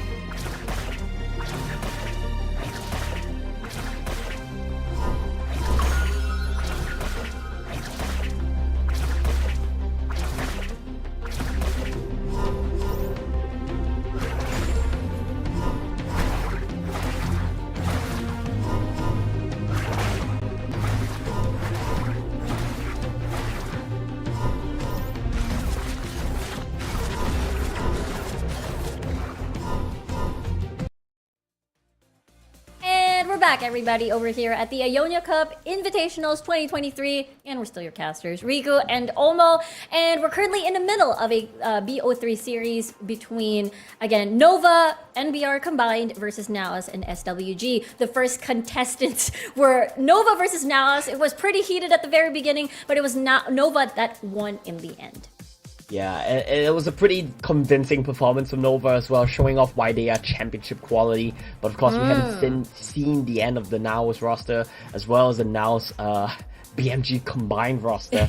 We've got potentially 2 more games, and it is also a double elim. So even if they lose today, they still have a redemption match possibility against the loser of whoever we're going to see come out of the next match, which is... We'll talk about that later, right? There's too many names. It's not a 1v1 matchup, it's a 2v2 matchup, basically. So there's a lot for us to talk about. We're going to focus on the match at hand right now, and I do believe that would be the influencer matchup, Riku. I do feel like there's going to be a lot of pressure on the influencer team, especially the teammates of NAOS, which is SWG. It's like, oh, they gotta win this to enter game 3 so that we get to see potentially NAOS and NOVA again duke it out for that final game. So I wonder how it's going to work out, because it does feel like we saw a preview where it was pretty heated in the early game. They were trading towers, they were doing well up until when it came to the neutral objectives, which is where, you know, the difficulty lies in. I would love to see a rematch between NAOS and Nova, but let's see if the influencer team BMG can pull it off. Of course, I do believe that's going to be the Chinese roster. We saw a little bit of them in the Aram earlier, going up against the Brazilian roster, NBR. We also saw in the show match earlier. I don't know much about these players, but from what we've seen, it should be pretty closely matched. Neither one of these players seems like to really pop off in the Aram. Unless they're hiding their best players, we shall see. Maybe that is a possibility, because at Aram earlier, as we said, maybe it's not the best measurement, but it was still a pretty close game with the, again, influencer and pro teams combined. As we get to see now on stage, the players now getting ready. We're seeing NBR right now, and on the opposite side, I combined 2 words, opposite side is SWG also prepping for their match. Yeah, it's gonna be on your screen right now. That is Team BMG, I believe. I like their jerseys, very interesting color scheme. We don't see a lot of pink in jerseys, but I think it's cool. Like, it can pop. It's so pretty. I like it. It's so... Oh! Yanni cosplayer! Oh, they're trying out the thing! There! Okay, that's cool. Great timing as well. Yeah. Wait, who is this? Who is this? I need to see the jersey. Is it Iza? It's Iza! I want to see more of that punching action. I wonder what the score was. You gotta love how they literally just came off of a match, so they're like, why not 1v1 bro at this punching bag machine? Yeah, like, we can chill for a while. We're gonna watch the influencers play to determine if we might play a third match. So, yeah, interesting. Oh, pretty Ari cosplay. No Ari yet. We haven't seen any Ari today, and I don't think Ari is super high prior in the meta, sadly. So. Yeah, that's true. Not I the same mean, as we the saw old. the changes as well. Actually, how do you feel about the Ari changes? The mini, I want to say mini rework. Those are the ones that bring her in line with the PC version, right? Like, yeah. I actually I like it. I think the Ari one came first on Wild Rift and then League after. Whoops. Yeah, I think so. I could be If wrong. it's the one where she gets resets on her out, I mean, how can you not like that? That's true. That is true. That's incredibly very important because you definitely want to make sure that you hammer down on the assassin part of Ari with the resets coming through. Wait, that's a trophy. That's pretty cool. That's so cool. The Jin mask. That's so cool. Wow. That is super cool. We only saw Jin at Aram earlier. Yeah. I don't think we'll see a Jin in the matchup today, but maybe in the Influencer games. We'll see. I want to see him. He's my favorite AD carry, actually. I don't know. I do think he's super cool, though. Yeah, He's Jin is such a super cool cool. champion. I agree. He has also one of the best. We're talking about League of Legends, the best trailer. When he was first released, also. Ah! So cute. Yeah, I love What the a hot energy. drop. I know. I love the energy here. But it's like, you know, the energy feels very chill when on stage, but when they head onto the rift, it feels like it's not chill anymore. Are they using the game time. same coaches? I'm sorry, I think I saw that coach earlier on stage for Nova as well. Is he coaching be. both teams? Is he helping them Maybe. out? I don't know. I think so. That's cool. Shared If coach. that's the case, then it would be really cool. Then on paper, it does feel like it is actually one team, you know? Yeah, right. Is That it makes with sense. 10 players. One team, 10 players. That is such a cool concept for the Ionia Cup. And we're starting to see the weather get a little bit better, I think. Look at how nice this venue looks on the lake. It's so nice. With all the trees surrounded by this huge So cool. greenery. It's so pretty. One of the best venues we've seen for sure. I agree. And then I'm sure like the players that flew all the way, you know, from Brazil, from the Philippines, from Vietnam as well, are gonna have a lot of fun here on this event. Because I remember last year, again, we talked about like the Ionia Cup.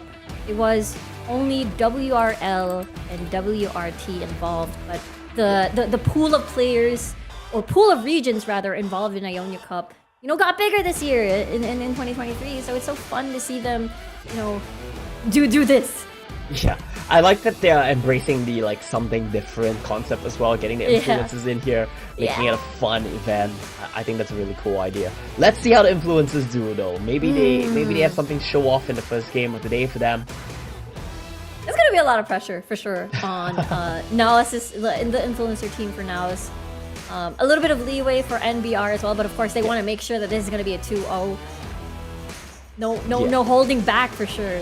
They want to make Nova proud. Yeah, they definitely want to make Nova. Their teammates with, again, the champions of Icons and as well as Ionia Cup. Yeah. Oh, of course. Yeah, this is super cool to watch. I mean, with the pro players, with the pro teams, you kind of have an idea of what to expect, right? You know which teams are going to show up, you know which players are going to pop off. You kind of have an expectation for how the match will go. But with these influencers, it's really anybody's game. You could come in and see a super closely matched game. You could see one team just pop off and stomp the other. I have no clue what to expect, and that's what makes this kind of exciting to me. Yeah, same here.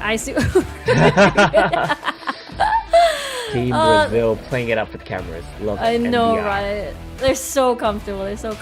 Like with the cameras, and yeah, that's true. I agree with you there. We really don't know what to expect. Also, like, what if they have a certain specialty that, you know, they stream a lot that they're known for? Ah, now we get a heart. Also, I see in Twitch chat a lot of commands or like a lot of I guess stickers supporting Teals, who was playing Lucian in the Aram. I'm hyped to see what he can do here. I think he's the Dragon laner for Team NBR, so that's gonna be very exciting for sure. oh yeah, absolutely. It is probably, if I were to guess, maybe it might be a Luza Teals matchup, because Luza earlier was the one on that Misfortune. Yeah. Maybe we'll see. I'm just trying to put the names to the face right now, and I think Yeah. Teals is. Okay, we'll see later on. We'll see later on when he comes on screen again. I'll point him out to you guys. But the music has changed, and you know what that means, Riku. It is pick and bans time. Earlier, there was a lot of targeted bans on towards the jungle, but this is a new set of players for our game number 2. It's gonna be a lot of targeted bans on certain lanes for sure, but it's gonna be a very mixed sort of bans on this approach for sure. To start things off, a ban that you don't usually see is that Caitlyn. I don't think I've ever seen Caitlyn in a professional Wild Rift game, so it's nice to see that things are already starting to shake up a bit. Pantheon ban as well. these teams have definitely done their practice. It's very similar to the bans that we saw from earlier, which is again the Akali, the Irelia. Again, it's such a safe ban because it practically bans most of the lanes. But look at this, Leo on this Ezreal potentially. Yeah, he might swap that one over to Teals, who's playing Drag. Oh, not quite locked in yet. Don't be tricked, Riku. I wanted to see an Ezreal. Yeah, they always get your hopes up, but we're likely just gonna be seeing this Jace here. And that's again not giving a lot of information. That can be pretty much on most of the solo lanes as well, and it just provides a lot of really bursty damage on the lane, especially. But we'll see what the matchup is gonna look like first. Yeah, we'll have to see how this one develops. Volibear has not been banned, so we are gonna see that one get snatched up by SWG. I feel like that champion's really strong right now. I feel like he's very straightforward. He does one thing, but he does that one thing very well. And probably will see a jungle, but maybe flex to the top lane as well, Dragon lane. Dragon lane, we won't see him maybe support Volibear. I don't know. I don't want to count things out. But probably top or jungle. Yeah, it's still a very, very strong, what do you call this? Fighter, initiator. Yeah. But with that Gragas, potentially, that is... Honestly, I can't really say because the Gragas can be pretty much flexed everywhere. But this Ezreal hover, I'm so happy. This is forming to be a very poke composition on the side of NBR. Yeah, we're seeing some clear differences between this and the first game of the day. We're seeing very clear team identities, team comp identities here. NBR, Jace, Ezreal, we got a poke comp. We got a beefy Alistair in the front line to zone away to maybe even start up engages. SWG, they've got engage, they've got front line, they've got, with the Kai'Sa locked in, potentially dive as well. So NBR, they want to kite, they want to poke. SWG, they want to go in, they want to brawl. They want to brawl indeed, and the Kai'Sa being locked in, that is a confirmation, that is the approach. The question is if it's going to be a mid lane Kai'Sa or a bot lane Kai'Sa. We'll find out after the last two picks. It's still a mystery. And the ban's probably going to be targeting some missing roles here as well. Vladimir getting banned away is something I can get behind. I feel like he would counter MBS comp so well. Double marksman, kind of, right? Jace is like not a marksman, but he, in gun form, he functions like one. So getting rid of that is really nice. Yeah, incredibly important, and it just counters you in the mid lane in general. Like you just wanna dive in. It just enters the pool and just ruins your entire combo. So annoying. Yeah, it is. So maybe we can take a gander that possibly this what do you call this? This Jace might possibly go to the mid lane. Yeah, the Jace could go mid, could go Baron lane, maybe even jungle. We've seen it go to the jungle occasionally, though I feel like that would be his worst role. You want him in the solo lane. Yeah, it's going to be a very, very difficult. So we'll see now. The last few... Oh, there it is. If it is a complete lock-in, that's going to be a Kai'Sa mid lane for sure. Nice, and the double marksman again on the ends of the SWG. Yeah, so you have a bit of everything right now for SWG. You have the Varus to kind of answer the poke as well, even give you some additional engage. The Chains of Corruption. But now NBR responding in kind with their own tank line. It's going to be a Garen. This is going to be so annoying. Like, there's just there's two beefy, tanky champions on the ends of NBR. Now, the question is, will NBR's last slot be something more of the magic damage department for potential bursts, perhaps? That's a good point. I think they need a jungler here. Well, I guess it's going to be Jace jungle if they lock in this Annie mid. Oh, it's just a hover. It's blinking. It's locked in. We're getting an Annie. I'm so happy. I was so surprised that the Tibbers now jumps at you. Yeah, that's gonna be something that's we need to look out for in this game. It's gonna be fun to see it jump at a Varus who can't run away. This is gonna be interesting. fun. Wait, who's gonna be the jungle here? Is it gonna be Jace? Garen? It's Jace, right? Okay, it is Jace jungle. Definitely Jace jungle. Wow, so double poke into a big burst, which makes a lot of sense. Now the question is, how does Annie go near any of these champions with three beefy front lines on SWG? You gotta wait for the Flash Proto Belt. It's all about the Flash Proto Belt. True. Agreed. Yeah. But it's so difficult, right? Because SWG have so many tanks, you have to get the Tibbers onto the Kai'Sa or the Varus. You don't want to be getting it onto any of the tank line. You have to find the back line. So it's a very conditional engage as well. Both teams have so many tanky champions. I know. It's 3 and then 2 tanky champions on the ends of of NBR, and I'm so curious too how they're able to execute this, because again, they're two different types of compositions. Basically, it's a lot of poke on the ends of NBR, and then you go in once they're pretty much low. And then on the ends of a SWG, it's just a lot of carry potential, especially on that Kai'Sa. Yeah, I'm hyped to see what the Kai'Sa can do. I'm not super sure what Kai'Sa builds these days. There's a potential to go a hybrid build, but I'm not sure if that's what players are going for. We'll have to take a look. And of course the Ezreal, not something that you usually see, but something that once you get the items could potentially carry games if you just keep landing these skill shots. Look at the stage when the sun is setting. How pretty is that? So pretty. We get to see the lights, and we get to see the second game of our BO3. It's SWG versus NBR, and we get to see NBR combined with Nova Esports. They are already 1 point ahead. If they win this, it's going to be a 2-0. But if SWG wins this, we're going to be seeing a game number 3. It's going to be so hyped here. So much pressure on the line for both these teams. The influencers fighting for survival on the side of SWG, and NBR playing to just get a 2-0 to impress Nova and go on to the upper bracket finals.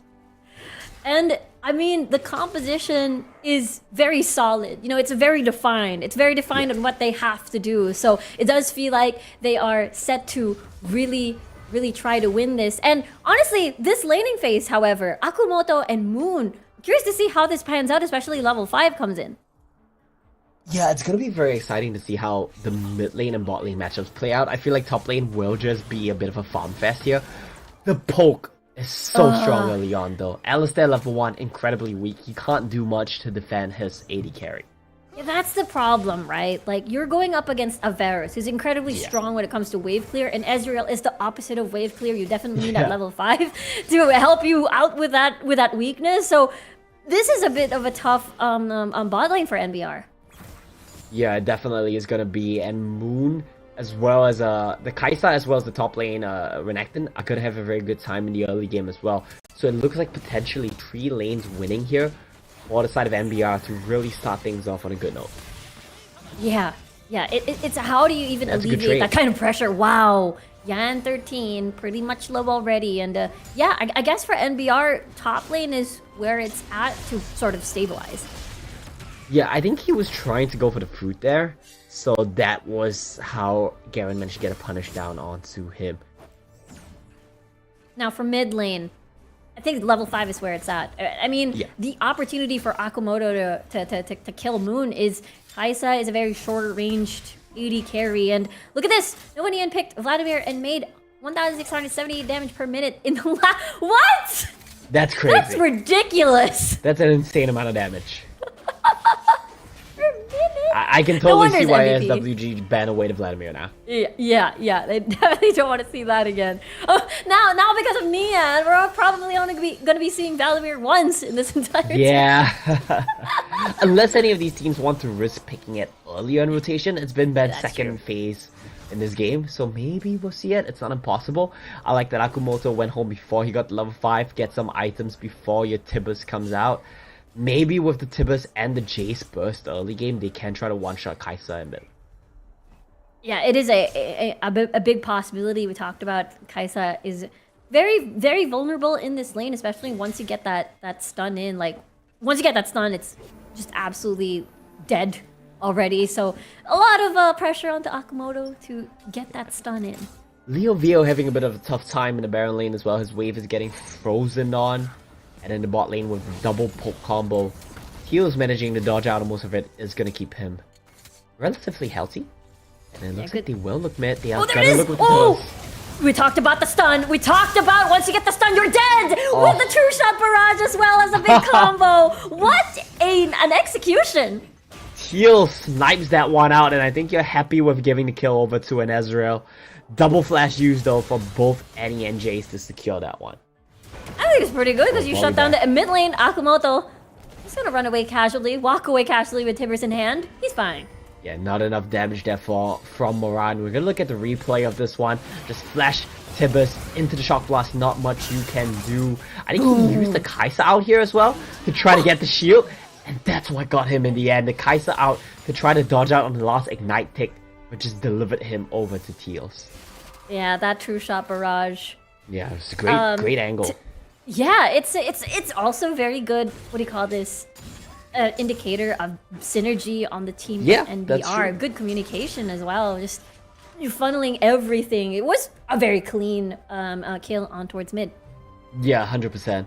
Right now, NBR's bot lane is starting to stabilize with that one kill for Teals. If he gets this wave in, he should be able to recall, get some nice items down. First items getting completed. Essence Reaver for Varus. Monomune indicating some scaling for the Kai'Sa. Serpent's Fang Lethality. And shield reduction for the Jace. Getting really nice setup here. Whoa, Leo is so low, but Emerald is gonna follow through with a potential gank. Yeah, the Renekton's about to expire on his ult already, and Leo with a good flash is able to survive. Good bait coming from Leo here. We are seeing the mid-jungle synergy from NBR, Riku. They're roaming across the map together, getting these ganks down together. It will mean they lose the dragon, but they should be able to pick up a Rift Herald as well as a kill for their trouble, so not the worst situation to be in, a pretty even trade all around. Yeah, that's true. Able to get that neutral objective at least. Heals is alone right now. He should be able to go back safely, but a dragon for a turret is a good deal. Yeah, they get the dragon and the turret. Rift Herald is not going to get popped anywhere yet, so this is a huge win here for SWG. Big gold swing for them as well as getting the dragon. And here we go. Good start so far. Just a 1k gold difference between the two teams, but the kills, however, on NBR, they're shutting down the right person. Trying to use it. There's the explosive cast being used. And the charge of 8 the HP. 8 HP. That's just one hit. That's Yeah, it one literally hit. is one hit from any champion, maybe even a minion, but good use of the Gragas out there to clear the wave, split things up, not let them get the mid turret down. Yeah, that's still a lot of a space denied against NBR so far.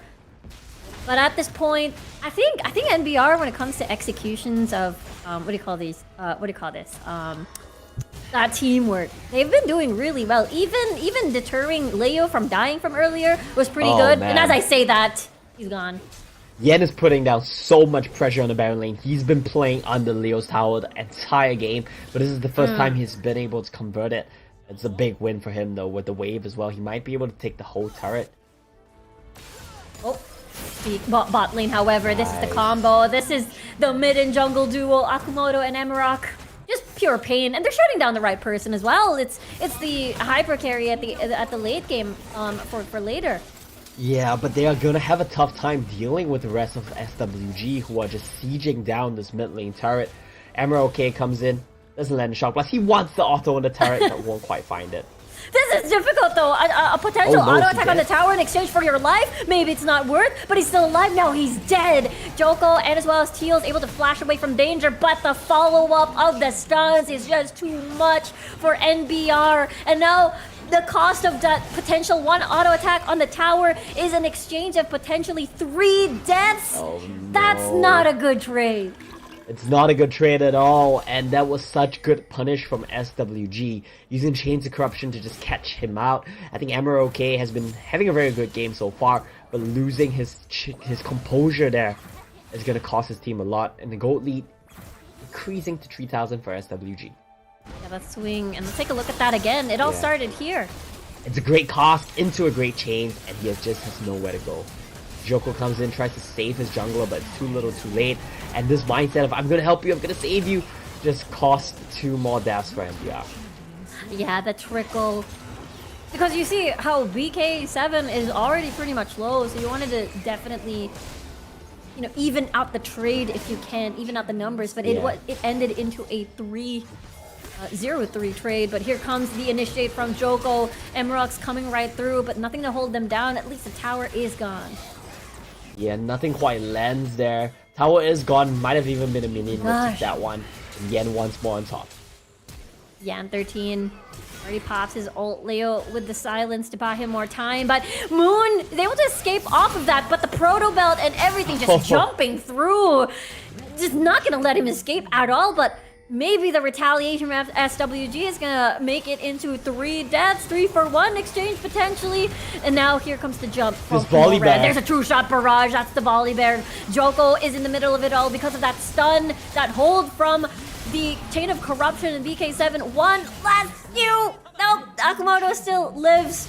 And Leo still has more problems to deal with because that's Yan 13. What the? That potential burst is not gonna be enough. That silence was huge there to not let Yen cast any of his abilities, but this is still a big win for Yen. He might even get to tier 2. No, he's scared of reinforcements, is going to back away, and that's just a 2-level lead in the Baron lane. SWG, they are bringing things back here. And let's take a look at that replay for sure. And there's just a lot of things going on. And it does feel like NBR wants Moon all the time, but the rest of the map... Yeah. It's so fascinating to see that, honestly. Yeah, and all of this was really just down to Moran, I think. This volley bear just looks so broken in these situations. These skirmishes. He jumps right in, hangs up 3 people, and just gets a solo kill.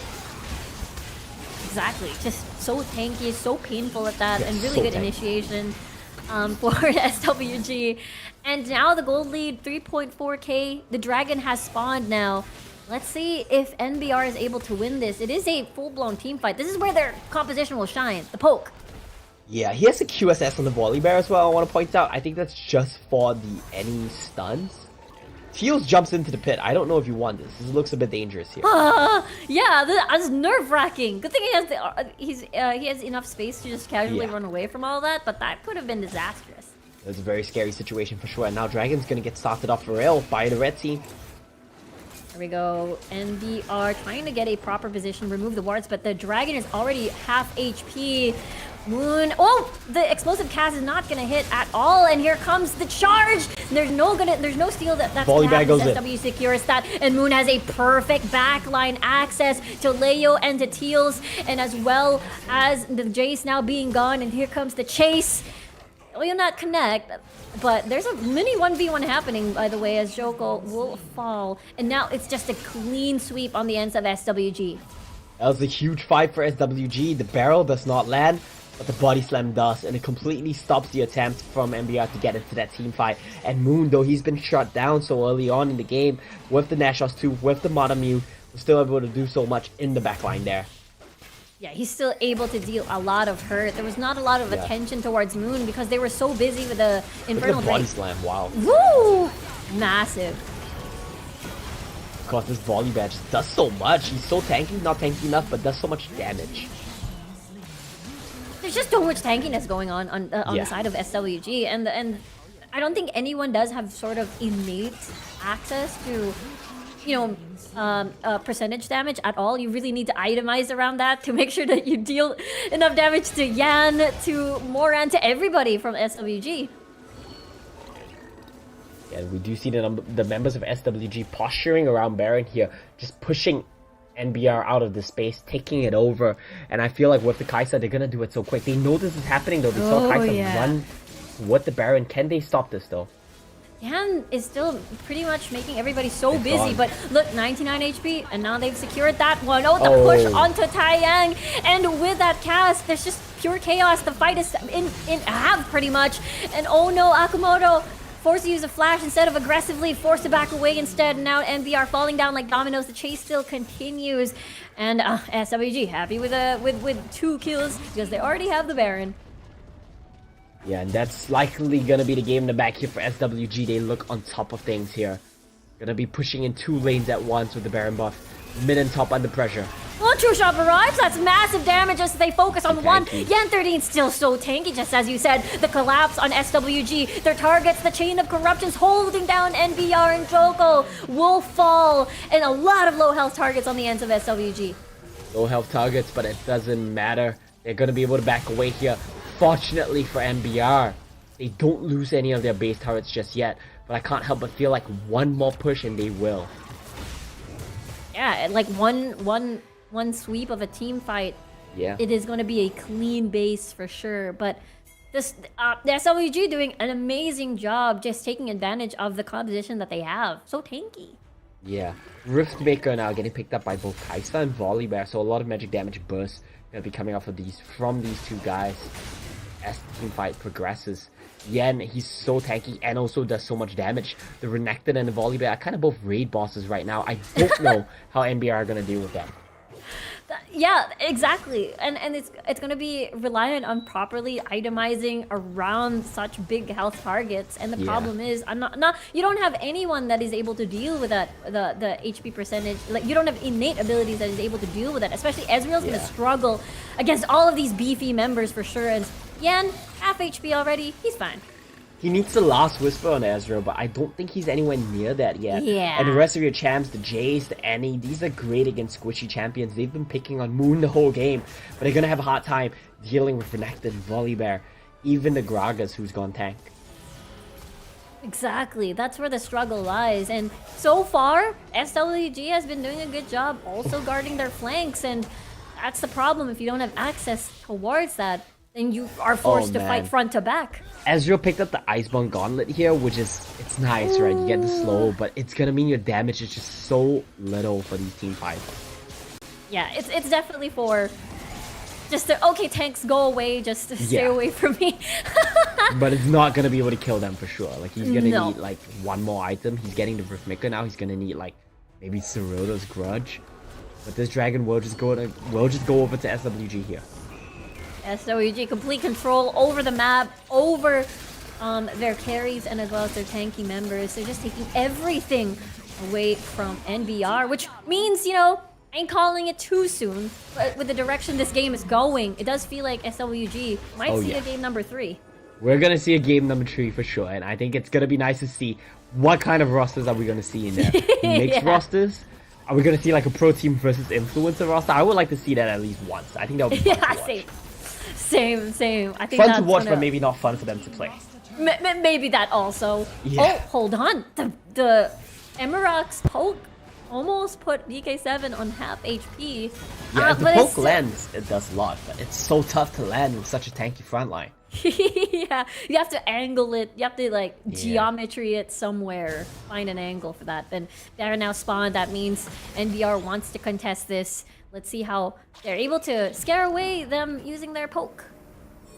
Let's see if they can. I mean, Moran takes no damage. That was just a tickle. Yeah, that was just a tickle. Why? You need to be finding the backliners.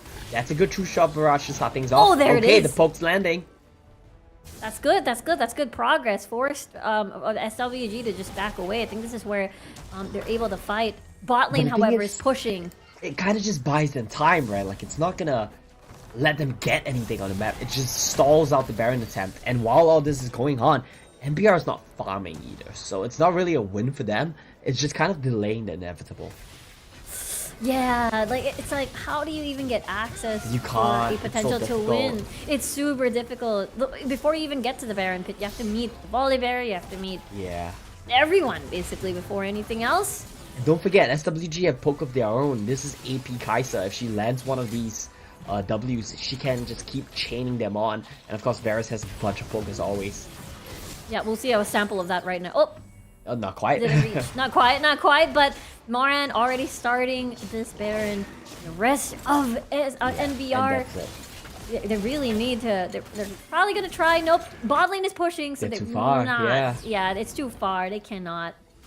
Recover our seal? Nope. Hoping for a miracle there, but that's not happen.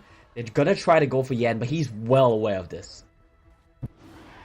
Yan is gonna slice and dice away from Joko. The stun actually lands, and here comes the damage. It's very slow damage output, by the way, because he's just so tanky. But he finally falls, but just so much investment pushing through. But if NBR funnels all of this into one target, they might be able to do something. Here comes the chase, and that is now Leo gone with an explosive cast being huge, forcing NBR to just be in the embracing arms of SWG. Akumoto is gonna explode. Teals is the only one left, and now they're rushing towards the base. And Taeyang there with the barrels just doing such a great job. Yet again, Gragas is my MVP for the game. I mean, Moran has been doing a fantastic job as well. And this is gonna be SWG just marching on the base. It is just Heal surviving, but the Nexus will not have the same fate. And we're going towards a game number 3 with SWG's victory. SWG, it was a pretty convincing victory for them. Tyson did get picked on a couple times in the early game. Pretty unintuitive high five there, but a win's a win. You're gonna take that. NBR without looking a little bit disappointed, but it's not over for them just yet. We have a game 3. Let's see what rosters. I mean, the big question right now in everyone's mind: what rosters are we gonna see? Yeah, that's when it becomes what do you call this? A potential mix. There's no restrictions on the rosters. You can go combined rosters. You can go maybe pros versus pros again. Maybe a Nova versus NAOS one. Potentially, we'll have to see because it's a game 3. Again, just as Omo mentioned earlier, don't worry. Like it is a double elimination bracket. So if either of the teams lose, they have a safety net at least. Yeah, I mean, I feel like we're gonna see the full Nova back in. I feel like they're gonna want revenge for that one, but I'm not sure. I would like to see mixed rosters, right? It's just really guesswork at this point, so we're gonna have to wait for that one. I think we're waiting for the end game stats right now as well. Who's your MVP, Riku? Ooh, that's a good question. Honestly. Gragas? Volibear? Renekton. Yan That's a is good call. my MVP.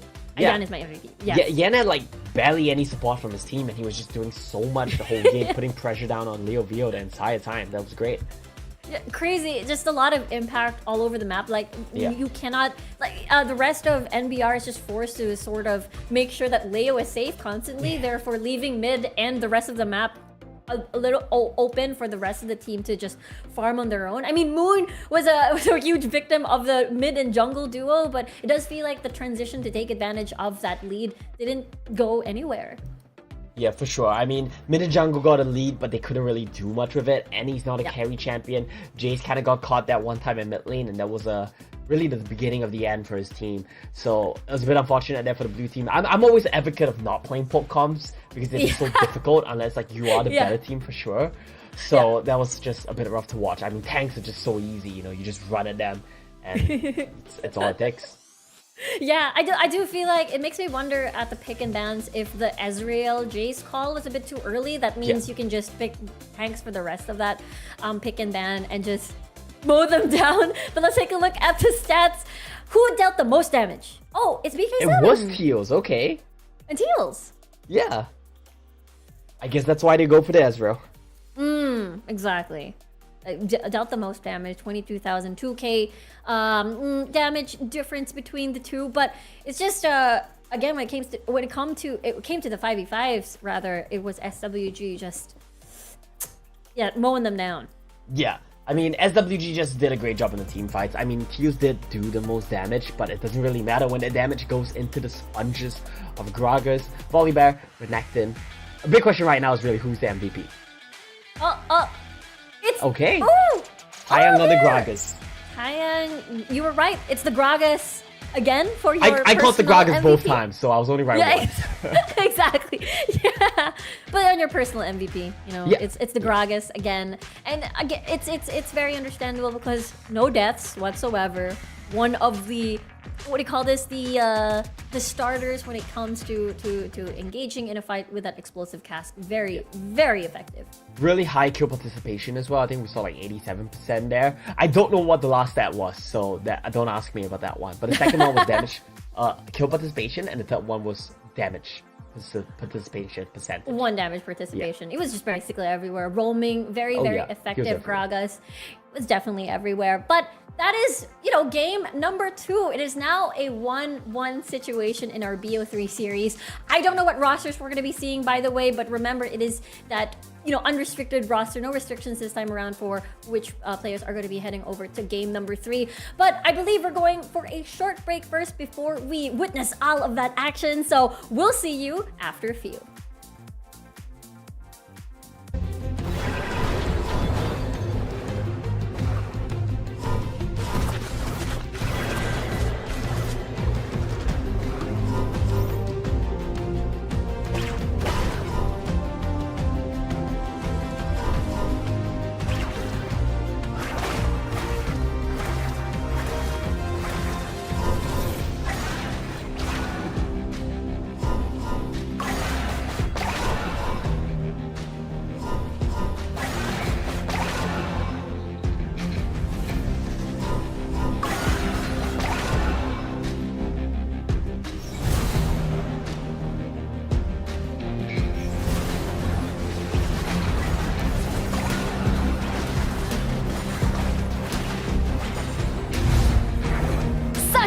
join us.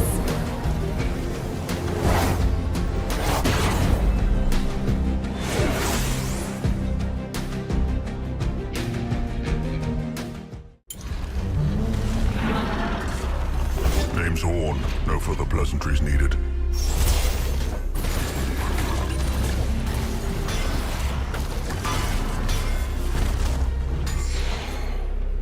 All I need is myself and hammer.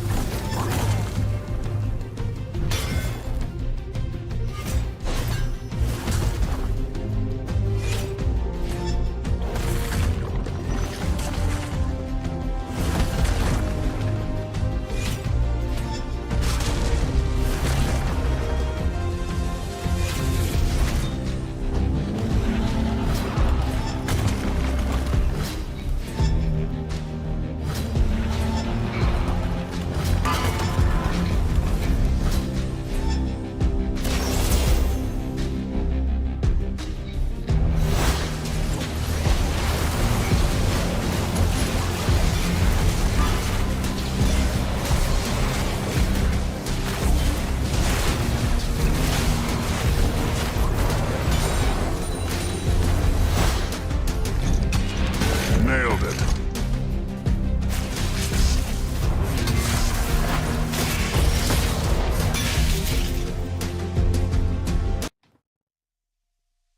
Hello, and welcome back over here at the Ionia Invitational 2023 Cup. We're still going to be your casters. It's Riku and Olmo, and we're currently heading on over soon towards our game number 3 between NOVA combined with NBR and NAOS combined with SWG. Yeah, it's gonna be a very exciting game 3 because we don't know what rosters we're gonna see. Games 1 and 2, we knew that we're gonna see the pro teams face off, then the influencers. But game 3, it could no roster restrictions means I can't say that word, restrictions. Okay, Yeah, never mind, it that's not the feels point. too like official restrictions. Roster restrictions is such a tongue twister. Who came up with that? But okay, Roster so we don't know what we're gonna see. We could see full pro players again, but I hope we're gonna be seeing both teams come to a gentleman's agreement and put like mixed rosters together. I think that'll be fun. Yeah, I kind of imagine the two teams just talking backstage and be like, maybe not us, I want a rematch. Like, can we do full pro players again, like game number 1, and just fight again? Like, I want a rematch, or you know, just see how the mixed rosters is gonna look like what we saw in the Aram match at the very first before the series. Yeah, I think it'll be fun to see mixed rosters, but I feel like as long as both teams come to an agreement, it'll be okay. Yeah. I just don't want to see like 5 pro players being on like a mixed roster or anything like that. yeah, not that. For sure, absolutely. So far there has been a trend of, I think, tanks just Oh yeah. reigning supreme in this entire, at least the entire series. Yeah, tanks and bruisers have definitely been like dominating. Vlad as well, like he's not tanky, but we saw that guy just pop off in game 1. He's pseudo tanky because of the pull, and he gets like a bunch of HP. So it's interesting to see if we see more of these kinds of champs. I definitely think we are. We're gonna see more bruisers for sure. Game 3, let's see.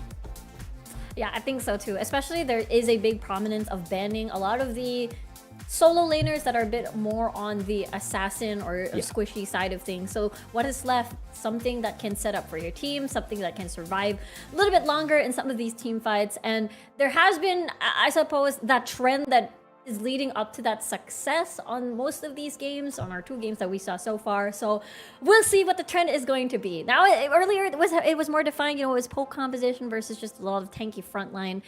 Maybe it can happen again, however. Just as you said, poke compositions are just so hard to run. So hard to run. We're always gonna see, or like we're almost always gonna see a poke champion in the marksman position and the dragon lane position.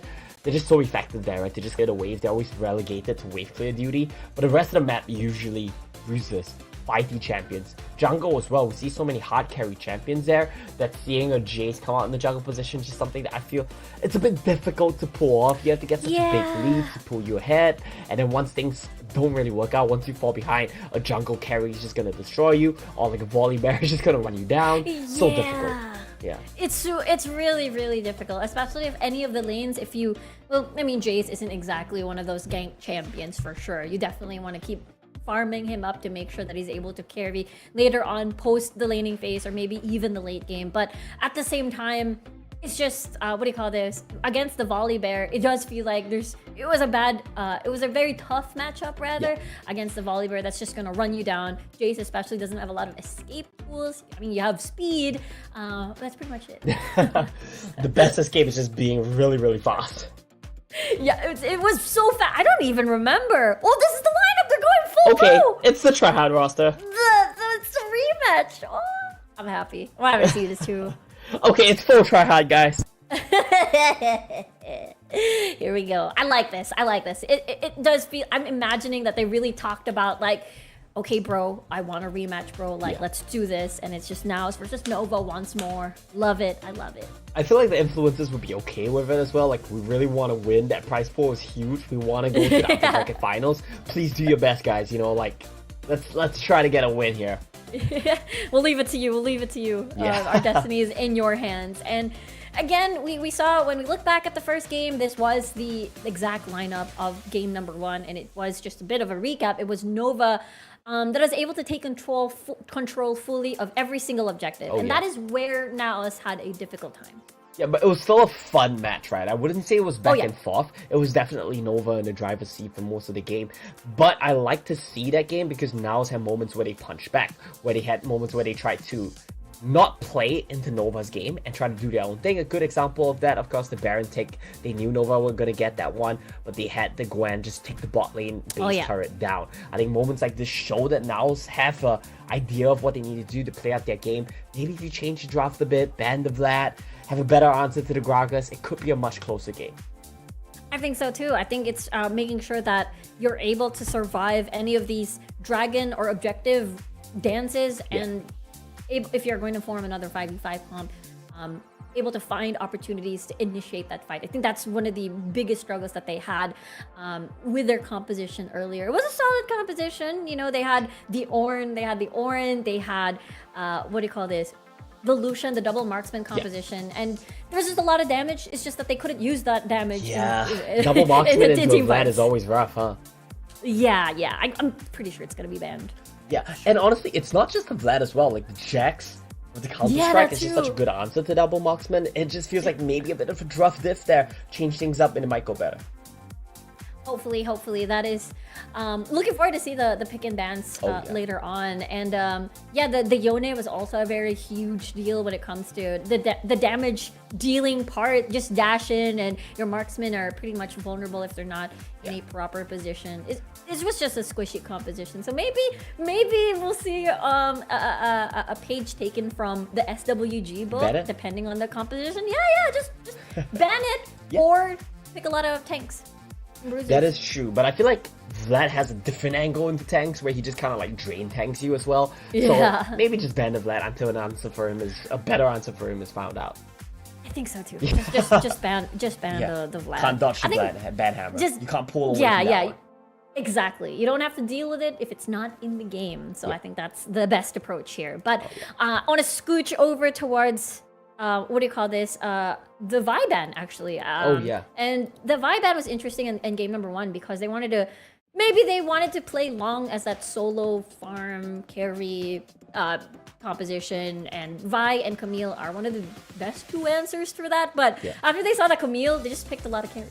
I think you nailed it like right on when you said that like Vi was like the empty carry champion, which is why they banned it. It's just like, I want to pop off, I want to do flashy things. Vi's not letting me do that.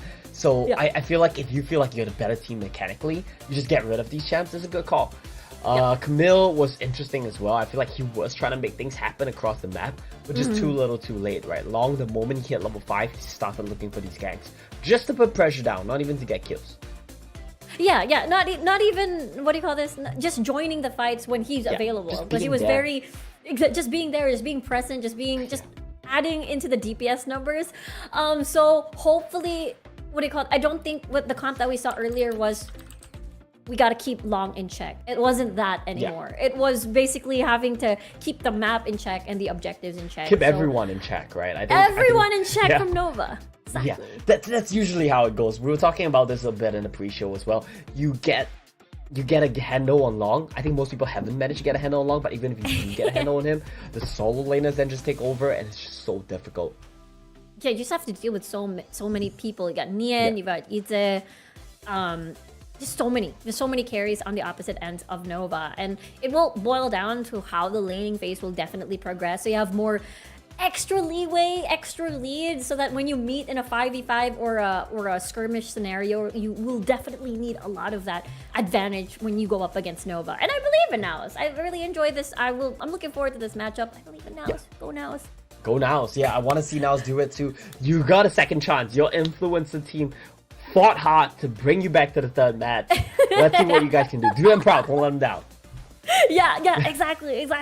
I want to see the standard, what we usually see in the mid lane, where the mid lane is more of the utility, more of that for Mitsura, right? Like either the Galio, either the Orianna, or maybe even the Karma that we saw earlier. Maybe a bit squishy. Maybe Galio is one of the better choices here, but I do feel like it's air quote easier to execute when we look at the classics. You pair the Camille with the Galio. Yeah. They already play Camille, so if you want to execute that team fight, make it more easier to execute when you want to funnel all your ults together, maybe we get to see that. Sure, in the Ziggs as well, then you get the big circle comps.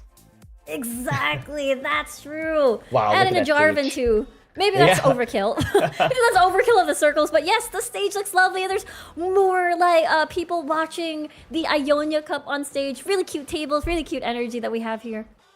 It's got serious picnic in the park energy, and I'm here for it. It's super chill. It looks fun. It does look fun. But the serious faces on our players from Nova.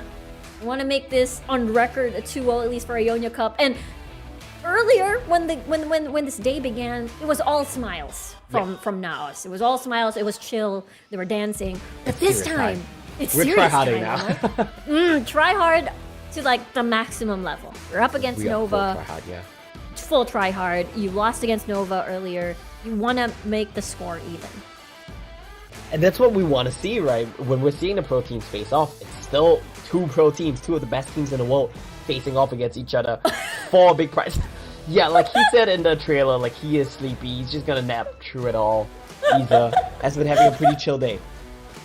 Yeah, here he was meditating. He was like, had his eyes closed. Can't tell if he was sleeping or just trying to calm down, you know, before the match starts. But he's sleepy. As he confirms, he was like just chilling earlier. Yeah, we see Long on his screen right now as well. The man in the jungle, dominant since Icons 2 years ago. Haven't seen him really taken down a notch yet. He is still running the show. He is still one of the, if not the best jungler in the world. Yeah. And for Nova, for rather NAOS, they have to face that and the rest of his team as we head on over to picks and bans. Alright, let's see how we're gonna start this one off. Of course, we do have both teams changing sides. Previously, it was Nova on blue. I'm trying to recall what they first picked, but I can't quite remember right now. It was a Varus Ziggs. Oh, wait, yeah, you mean NAOS, right? Traded, right? Actually, no, was NAOS first pick just now? Yeah, my memory is wrong. I think NAOS was first pick, so they do keep the Akali back. That's true. Because they first picked Camille earlier in game number 1. Okay, it all ends up now. Yeah. Now if Nova bans Vi again, we might see a similar first picks, but we'll see. Maybe NAOS will change things up a bit. Yeah, no reason for Nova to change things up, right? I think they're confident. They say, yeah, we won the last game. We're pretty happy with how things turned out. Let's get rid of the Vi again. Let's stick to what worked for us.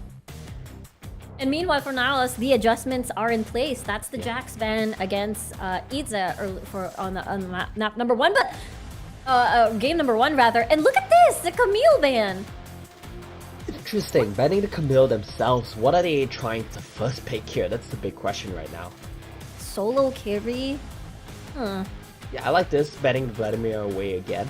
Yeah, it could be a solo carry. I mean, a lot of Ben's targeting Iza. We want to see Khan do well this game, and I feel like maybe he just thought the Jax was too annoying last game, so they got rid of it this game. I don't feel like it was a big factor for their victory, but might just have been annoying to lane against. That's gonna Most be likely. the Ziggs locked in. Which means that they could opt for the double. Oh, never mind. If the Ziggs is locked in, then most likely the solo, the ADC, will be found in the mid lane, unless they're going for a full magic route, which is a possibility, bit hard, but we'll see. Yeah, well, Fiora gets locked in for Nova here. Could go to the jungle, could go to the Baron lane. You ban away Jax Camille, and Fiora just gets snatched up together with Kai'Sa. I like And this. that's Wukong's a good pick. It is a good pick. It's a good pick for big team fights. Again, we saw that. We saw a lot of plays with big Cyclone initiations, but I think maybe the Galio can come in here.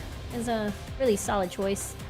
Bear that up. Yeah. Oh, Okay, they are signaling a lot of engage here. They want to go in, they see the Fiora, they say, we won't let you split push. We want to just start these fights, dive into your backline. Wukong Cyclone, like you said, and the Nautilus as well. Could be a great combo. Oh my god, did you see that Kai'Sa? yeah, it came from the side. It's so good. So it's cool. so nice. Yeah. But it's just gonna be Nian picking up this Vlad again, I think. I see no reason for him not to go for this. And we do know now which ult shouldn't land, which Nautilus ult shouldn't land on Nian at all. It's going to be a waste if the pool just comes through and comes in, which is interesting to me because them picking the Nautilus again indicates that they're after the single target lock in once more. No Camille, no Vi, but they have the Nautilus. I like that they're banning the Kassadin. Traditionally, that has been an answer to Vlad. You scale alongside him and you have like decent answer to him and lane and out of lane. But I don't really think Kassadin is a high priority champion in general. I think Nova just say, okay, that's an annoying matchup. We just don't want to risk dealing with it. What else could be annoying? Maybe the Galio, like you said. But then they run the risk of being maybe a bit too low damage on the side of now. Yeah, that's true. That's true. I'm actually curious as well where the damage is going to be coming from. We know Ziggs is painful only towards the late game. The rest of the entirety of this game is going to be him on wave clear duty. Oh, the rain is starting back up. That's a bit unfortunate, but still the stage looks pretty. Maybe the you buildings need at the back look pretty. Yeah, so gorgeous. Light show going on here. Oh, it's just the same combo. But it's less tanky now. Yeah, it is. It's definitely less tanky. There's that going for the side of NAOS. Gragas could still get locked in here. I don't know if he likes that matchup into Nautilus. You could just pick a full tank champion though. You're happy with that, I think. That's true. The composition of Nova is too squishy, so I think you're right. Gragas is the best way to top it all off. And this Ashe. Oh wait, no, it's not locked in yet. I got a bit excited there. Interesting. If this is indeed a Lucian, then I'm not sure if they do want to play that Lucian the Vlad matchup again, unless they put the Ziggs in the mid lane. Yeah, I feel like they want to run it back. I don't know where else Lucian could go. But a Rakan to top things off. Wait. So it's a Nautilus mid then? It's a Mitsura Rakan mid. I feel. It could be. It could be a Rakan mid. Yeah. One of his So that means Lucian champions. top then, right? It has to be Lucian top into Fiora then. Yeah. I think so. Okay. But this is all confusing. I could be wrong, honestly, with the Rakan mid, but I could be right also. It can't be Rakan top, and I think Nautilus top is not good here too. So I feel like if Lucian goes top, it's either a Ziggs or a Rakan mid. Joke. I thought it was a Rakan mid. I got excited. Okay. Yeah, this makes more sense. This more makes standard. sense. We didn't I see thought, it. I'm Nautilus jungle is just so boring though, but okay, we're gonna see a Nautilus jungle. Maybe Fate has to try to be more active, really get ahead of the tempo, get ahead of Long on the map. I'm a bit worried about this though, because we talked about the mid and jungle duo ganking mid, and you have your ult level 5 on the Nautilus, and Nian is just gonna pool, and you can't lock him down. You have to bait the pool before you even get the ult down onto Nian to make sure that you actually get him in the mid. Yeah. It's gonna be really challenging to get the ganks down onto the mid lane. Maybe they can just roam together, that's an option here. If you want to shut down the Fiora, I think Wukong would have a pretty decent time laning into him early on. You can try to help him out. Let's see how this one goes, though. I still do feel concerned because Vlad, Yon. It doesn't matter how the early game goes, once they get some items, the end result's gonna be the same. That is definitely the reason why, the possible result, because we see Nova, at least on the... All 4 champions are very, very similar from the previous game. Now is switching it up a little bit with this Nautilus in the jungle instead. We'll see how this is going to go. Will NAOS get their revenge, or will Nova 2-0 NAOS and win this series for their squad and head on and continue their journey over at the upper bracket? Alright, we are in game right now. NAOS on blue side, Nova on the red side. Game 3 for all the marbles. I think the biggest difference now when we look at the NAOS bot lane is earlier we saw the Ornn, and this time around it is the Rakan. I do feel like Rakan is the safer engaged champion. At least you can keep dashing through. You have 2 dashes at least to safely exit. You have the charm for them to just not attack you if you get that hit down. Yeah. Did he just ignite mid at level 1? Yeah, he did. He did. Did I see that correctly? Was that ignite? You're not imagining it. He ignited. Okay. In the middle and no follow up. I feel. Okay, just a show of dominance then, I guess. Yeah, exactly. It's a warning shot. It's a warning ignite. Yeah, but this time we have Margot roaming first. I guess what they're saying is the problem with the Ornn is a lack of roam potential. But now with the Rakan, we can kind of answer you back on that front. Yeah, exactly. With a level 2 gank, but Yami's like right here almost immediately with a follow-up. It's a 2v2 now. And I don't think Margot can initiate anymore with Yami being there for to protect Nian. Yeah, we're gonna see both supports probably just back away here. Still waiting the wings is gonna be Margot. And meanwhile, the top side, Iza is doing a good job having to put Calm in... Again, under his tower. This is a tough matchup. Yeah, and both supports have not left the mid lane. The Dragon Lane's a 1v1. They're just focusing on making sure their mid laner gets a lead for the Lucian or doesn't fall behind for the Vladimir. And those are good win conditions here. They're making the right calls. Dive potentially for top lane.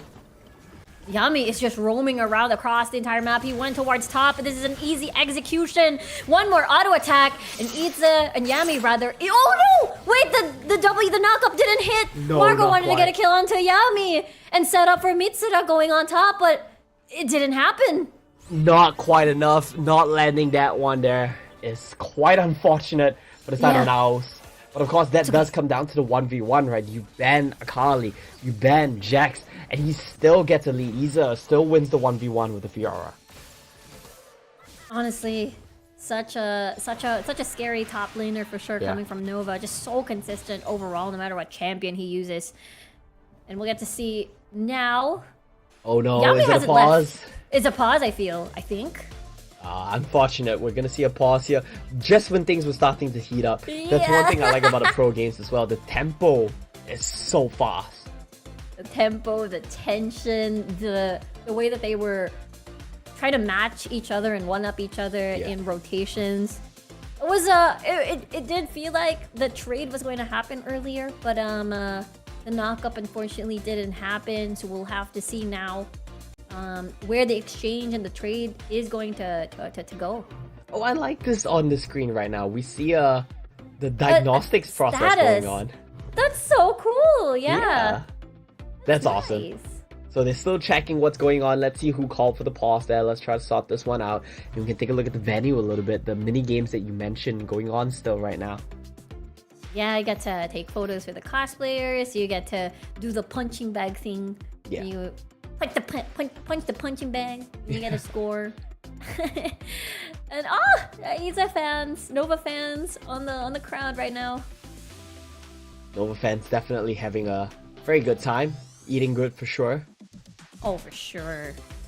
Nova still showing again how incredibly strong they are as a team and as a roster that's incredibly solid. Again, the stare down. Hello. Is that Mitsura? I think so. Yeah. Mitsura saying hello. Right, Oh, well, we're still what's that waiting on the warning? cause of the pause to be detected. I think it looks like it's on the side of Nova, right? The referees are over there I right think now. so too. Yeah, it's on Nova's end. So we'll have to see as they're solving the problem. Oh, they already. found out! That is so cool. I really like this. This is such a nice. Yeah. Took them 1 UI. minute 23 seconds to determine the cause. Now we're in the next stage. This is so cool. I've never seen this for any esports product. Same, it's really same, nice. same. It's so good. And Yeah. then you'll get to see problem solve, and you just have to wait And for. you're ready to go back in, yeah. Yeah. I like this progress bar. Yeah. Thing We're not on kept the in the side. dark. Yeah, we're not kept in the dark. Everyone's on the same page. You gotta love this. And there's staying calm for now. And it's a bit hard to stay calm, however, in the game when you're up against Itza. Yeah, Just that a is very true. difficult matchup. He got the counter pick against Itza as well, and Itza just so confident on the Fiora. If you win these trades, it's definitely difficult. Yeah, the fact that you keep calm on under his tower, which means he can't exactly be that additional setup to roam to help out the rest of the team. It is Itza getting priority in lane, therefore has a bit more space to work with. We are back! And setting dives, and we're back! We saw the progress bar! Woo! Saw the progress bar, we are back in game and Long hitting level 5 like clockwork. What? Did he get it? The Grump? I think he did. Oh my god. That Wait, is it's just, warded! yeah, that's just frustrating, right? It is definitely frustrating. And because priority, we talked about Itza getting priority, means you are susceptible to dives. And instead, they'll go the other way around. We do see both supports still just chilling around the mid lane right now. I feel like is both Dragon dangerous. laners are gonna be higher level because of this. Yeah, I think so too. Oh, a fight's about to start in the jungle of NAOS. Here comes Long trying to do that knock up on towards that ult. And that is going to be the clone actually gone. No one dies and they okay. actually leave. Yeah, the only kill they get was on the clone there. That's nice. Yeah, invested so much in the clone. Yeah, good from Naos there to stabilize that fight. Much better team fighting from them. Partially due to their comp as well this game. Yeah, absolutely, they have a lot of more escape. They have a lot of more reposition potential. And here comes Margot. Will he decide to get that knock up? No, just gonna save. Just gonna help stabilize the lane. Yeah, now we start to see the swaps yet again. It's gonna be Murmu moving into the mid lane, get the wave clear on the Ziggs. But this does mean now that Lucian is gonna be isolated. We have to remember what happened in game 1. You gotta give him support. You can't let him get ganked. You can't let him get shut down. Yeah. Yeah, especially like these Look at that. 1v1 scenarios. Oh, I say as 1v1, Yami's already hovering around. We don't want the same thing to happen again as earlier. Yeah. The empowered Q from the Vlad just does so much damage that you have to run away from him when that one is up. You have to make sure that you are not susceptible to that combo Yeah. from the Vlad. Like y'all right now, in here. exactly right now. There's the exhaust, but still. Oh my god. Okay, good thing. Yeah, No I don't ignite. feel like this is a winning matchup for the Lucian at all. They're pretty Yeah. even in the game state, level 7, and Nian just nearly gets a solo kill on him. That's true. All Nian has to do in the lane is play safe, and once you're Yeah. past level 5, you can just pretty much be very confident. And we talked about the objectives. Infernal Drake now has spawned. Let's see if Naos is able to survive, gather as 5, and create this fight. Margot in a Margot's very already dead. dangerously low HP, and Yami again sets up for that pickoff, and they could actually potentially go for more. Yami has that blast cone to go towards his team, and they get the Infernal Drake. Nova is so good at stacking this crowd control. The moment one hits on you, they're gonna chain it, and the Graga's out to knock Margot back into his team. Rakan might be mobile, might be able to roam very well, might be able to get the picks, but you're so squishy. Incredibly squishy. And we talked about, you know, more mobility versus an Ornn, but just Oh, as no, you said, Faith. if you chain react everything, here we go though. That's another fight potentially. Margot is here for the support. Itza is going to be in no man's land, unable do to get reach. Itza. The rest of the forces of Nova is actually going to go back. He's still alive after all of this, No by the way. way. He flashes all far away from the rest of Naos, and yet Nova still wins that fight, able to get a pick. What is happening? He still lives after all of that. Rift Herald now half HP. They're restarting the fight. Margot gonna try to just dash away towards his team instead. And Yami zoning the rest of NAOS, probably even getting a blue buff for that bonus remake, scaring off NAOS in progress. And Long with the Rift Herald might even destroy this mid lane. And I think Vladimir got a solo kill while this was happening. I don't see Lucian anywhere on the map. Oh yeah, that's true. I want to see the Replay stats, that the one, KDA. right? Yeah, we The need to see replay if he managed to get a solo, because if he did, I would say this game is all about over. They're winning the team fights, they're winning the 4v4, and your Vlad is getting solo kills on the Lucian. Seems like Vlad might be broken. I don't know if this is just a okay, let's take a look at the replay. Yeah, there it is. You're right. How did this happen? Let's see. Flash? Yeah, that's a one shot. Yep. Cool. And then... That's the combo that we always see Vladimir players do, right? You hold the empowered E, that delays your empowered Q from expiring, walk up, flash, use your ulti, pop your E, empowered Q. That's basically more than half HP. I say that's a 60-70% HP one shot with Ignite. You can easily dive too by going into the pool and just not get hit by those You were not safe behind your turret, yeah. Yeah, it's just a lot of 1v1 potential, and you even have the death cap already in your inventory. Oh yeah. Very difficult. And you can already see Mitsura building against with that anti-healing on Nian, but it's still not enough. Yeah, because at this point, Vlad doesn't really care about the healing. I mean, he does care, but even if you stop his healing, he's still just gonna one-shot you. Long tries to do something fancy there. It's just a clone again. Yeah. Zig's ult, but yeah, but his own happen. cancels in midair, and Nova. Anytime you try to make a play on them in one side of the map, they will answer on the other side. Remake. That's remake right now with 1v1, the culling, the exhaust, and as well as the dash with the flash. Remake just 2 more auto attacks, but Nian is there, and it will deter any sort of chase whatsoever. Oh, do they see this? They do! And they're gonna ult, they're gonna just combo all of the stuns in the world, and here comes Nian. It's a bit too late. They get a pick. Yami gets taken down just like that. Basing in a bad position, it always costs you. And that's just gonna be the first kill from NAOS. It is onto the support, and it did go, I think, over to the jungler. So it's not gonna be super substantial. The gold lead this game, it's ballooning faster than last game. Long is just outing just to steal the blue buff. Oof. Miscalculation though. Good. Yeah, miscalculation. I mean, yeah. I think it's because the fact that there's just so many towers down. You've got mid lane down. You've got every outer turret gone pretty much. So this gives a lot of control on the ends of Nova to have full control of your jungle. Yeah, Nova can really just do whatever they want at this point in the game. I'm pretty sure the next dragon, they're gonna have full control of that one as well. Margot's are gonna have a hard time finding an entryway. So many abilities here that can just stop him. The Gragas body slam, the Yon Q3. Yeah. There's just so many, counters. But let's see, NAOS probably wants to start something. Let's see if Fate is able to get that stun. It's too tanky. Yeah, it's just Yami. Here comes the rest of the squad with the body slam into the explosive cast. And Fate is just so not tanky at this point. He's still alive in the middle of it all, however, but the follow-up isn't there because Mitsura and Calm are quite far away for any sort of combo. They were busy with their own fights, and now the dragon is in the hands of Nova. Either they're just tying up the solo laners of NAOS while all that was going on. They're gonna lose the blue buff as well. I think Yami got that one. Ooh. It's just adding insult to injury.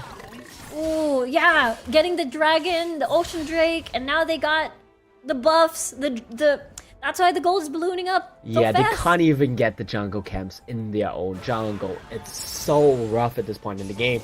NAOS here, Fate definitely overextending, but Yami doing such a great job to just punish his overextension. He has been, since game 1, even the Gragas in this entire series have been doing a phenomenal job. Starting fights, getting picks, and again, it is that 4v5 that we talked about that we saw in game number 1, why now struggled to contest these objectives. That's still caught up despite the satchel. What a timing from Long. What champion can just one-shot you from a whole screen away? They're chasing Yiza now. I don't think they get him. I don't think either because the rest of the squad is already here. Fate, half HP. It's with a one auto from that Q, from that dash rather. Painful. Yeah, so painful indeed. And this should be Nova just closing in across the map as we might possibly see another pause here. Yep. Or we've got the progress bar to keep us updated on where we're at with this pause. But yes, as you said, Nova in a huge lead. They've got 2 dragons under their belt already. They've got the carries pretty much able to solo anyone on the opposite side of NAOS. Nova just very solid, a very solid team in general. Yeah, Nova are just so good across the board. But I want to see them play without this Yon, Gragas, Vladimir combo, which is just so strong for them. Yeah, it's just such a strong combo. It's just so good at getting picks in general, just applying the damage. Just as long as you're able to farm a storm, you can practically 1v1 everyone. It's with a focus, with a meditation. Yeah. I'm just happy to see the progress bar on the screen again. Same mood. Honestly. Let's see if they can so beat their quick best too. time. I think it was 1 minute 23 seconds Yeah, last time. you're right. So yeah, let's see. You're right. I forgot the solving the problem part. What time it ended? Like how long did it take? Yeah, I didn't get a good look at that one either. But it was 1 minute 23 seconds to determine the cause of the problem. So We'll see. Yeah. It's another a timer competition. Beat your own record. We'll see. 15 seconds. We're closing in on that 1 minute 23. I feel like you're not gonna be able to beat it this time. I feel the same way. I don't think so. The first No, one. yeah, not quite. We Much see the referees faster. talking in the background as well, trying to determine the cause of that one. While that's going on, I think we talk about the game state a bit. It seems to be all Nova for me. Yeah, it's a bit tough because your win conditions are, again, Mitsura on that Lucian, unable to deal with either, unable to farm up too much, especially all the towers are gone. It's just so difficult to farm comfortably at this point with the jungle even being constricted against NAOS. Yeah, that's the biggest indicator of how the game is going, right? You can't even walk into your own jungle. You can't even get your own jungle camp. All that belongs to Nova now. I know, it's full control, everything, which means even the objective. So it does feel like NAOS, how do you get back from this is the biggest question. And it does feel like you can feel that they really want to start a fight. They acknowledge that they need to start the fight. It's just that none of the carries, none of the squishy members on the opposite side from Nova are even giving any sort of opportunity. They're not making them visible at all. It's just practically just Yami who's just showing on the map. So it's like, who's your target if you can't find the rest? Yeah. Normally, I would say, like, with the comp that NAOS have, the key to getting a win here is to get a nice 5v5. But I feel like they might just be too far behind for that to even matter at this point. There's just definitely a wombo combo. They really need to make it happen. They couldn't make it happen in game 1. I think game 2 is a possibility because they tried earlier, but it's just that they're too separated from that second dragon fight, or potential dragon fight on that Ocean Drake. They were half. They need to be together to make sure that they're able to get that Cyclone into, I don't know, like a dredge line. Yeah. That's another thing, right? I feel like the Nautilus hasn't been having a great time as well. He's just too clunky. He's just too much of a clunky boy to really get on top of anyone. Yeah, that's true. You have to manually walk near someone to just get that auto attack stun. Yeah. And you know, you can definitely see that from a mile away. You know, that kind of approach. You definitely do not want to use a dredge line to get close to someone. You want to auto attack, then you dredge line after. Or, you know, just chaining everything down. And also, it's good for safety purposes as well. If you fail, you just dredge line out of there, just Spider-Man out of your way out of danger. But Yami's just so good with that explosive cast, honestly. I think something that you mentioned as well is that you can't use the Nautilus out on the Vlad as well. So that's going to be another big problem. Like, you want to CC the Vlad, but you can't even do that because he's just going to go into the pool. Yeah, exactly. So it just limits your choices of ulting someone because the Yone can pretty much extend somewhere first, buy time, and then who are your choices? I guess Fiora can repost it, so that's down. Yeah, exactly. It's so few. You can do it on the it's just Yon, a but then few. the Yon's just gonna snap back to where he was one screen away, and you have no follow-up. It's looking rough. And then Yami's the only target, but you don't want to ult Yami. Yeah, It's tough. It's a rough comp. It's a rough comp. It's a rough comp indeed. The only time that you can practically take advantage of that is if you make sure that everyone's just clumped together. That's the time where it's a bit difficult to take advantage of, like, it's a bit difficult to counter any of these CCs when you have, like, NBCCs, I suppose. Yeah, I think that's it. You do have good CC in a 5v5, right? For sure. Like, you have the Yeah. Rakan, you have Cyclone. the Wukong, you have the Nautilus. But the problem is just, how are you ever going to get these 5v5s when they're so far ahead? And then if you group up, if you clump up for this 5v5, Vladimir is just going to come in and clean house. Yeah, if you're clumped up together as well, you're right. Vladimir is just gonna have a fun time. We're just trying to simulate how a 5v5 is gonna work out, because we're looking at it at an angle of how NAOS can come back from this. Yeah, like in theory, you can't win in theory. anymore, I think, right? Yeah. Like the Yon plus Vlad combo is just so good against you. Yeah, it's just so pain. It's just so pain right now. So it's like, how do you even stabilize if you don't have control of your own jungle? I mean, I can see why. Like, you have the Ziggs at least. Perhaps the Ziggs is one of the key factors here to slow down the game, perhaps. Yeah, but then that's once the thing. Baron comes into the Kaisa. picture, that's entirely right? But then once Baron comes into the picture, the effectiveness of the Ziggs just drops tremendously. Yeah. Look at us, just trying to simulate. Yeah, we're planning Like, this out in our head. We're planning this out on our head. But like, hey, the problem different is kind of solved scenarios. and game will resume immediately. There it is! Oh, instantly. That Yeah, didn't love even that. take a second for that. Hold on, we're back in the game. Long 1v1 against Calm. Unable to finish him off, but that's the Baron now being spawned, just as you mentioned, which is going to be a huge problem for NAOS to deal with. Yeah, it's looking difficult. Fiora now has a Howlbreaker as well, so she can just put so much pressure onto the side lane, while the members of NOVA, they start to threaten the Baron. Good news is Yemi is still taking damage from the Ziggs.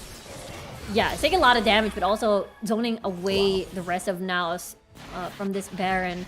It's already started off. It's already They already started it.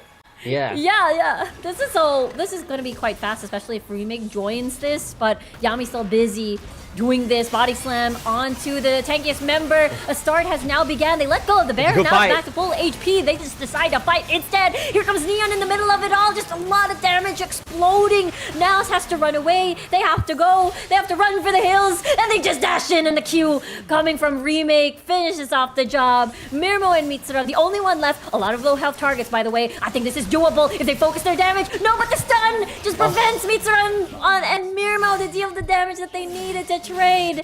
And that is it. The Baron is in their hands, and they lost the fight. Riku, that was the best fight they were gonna get. That was the best I agree. situation.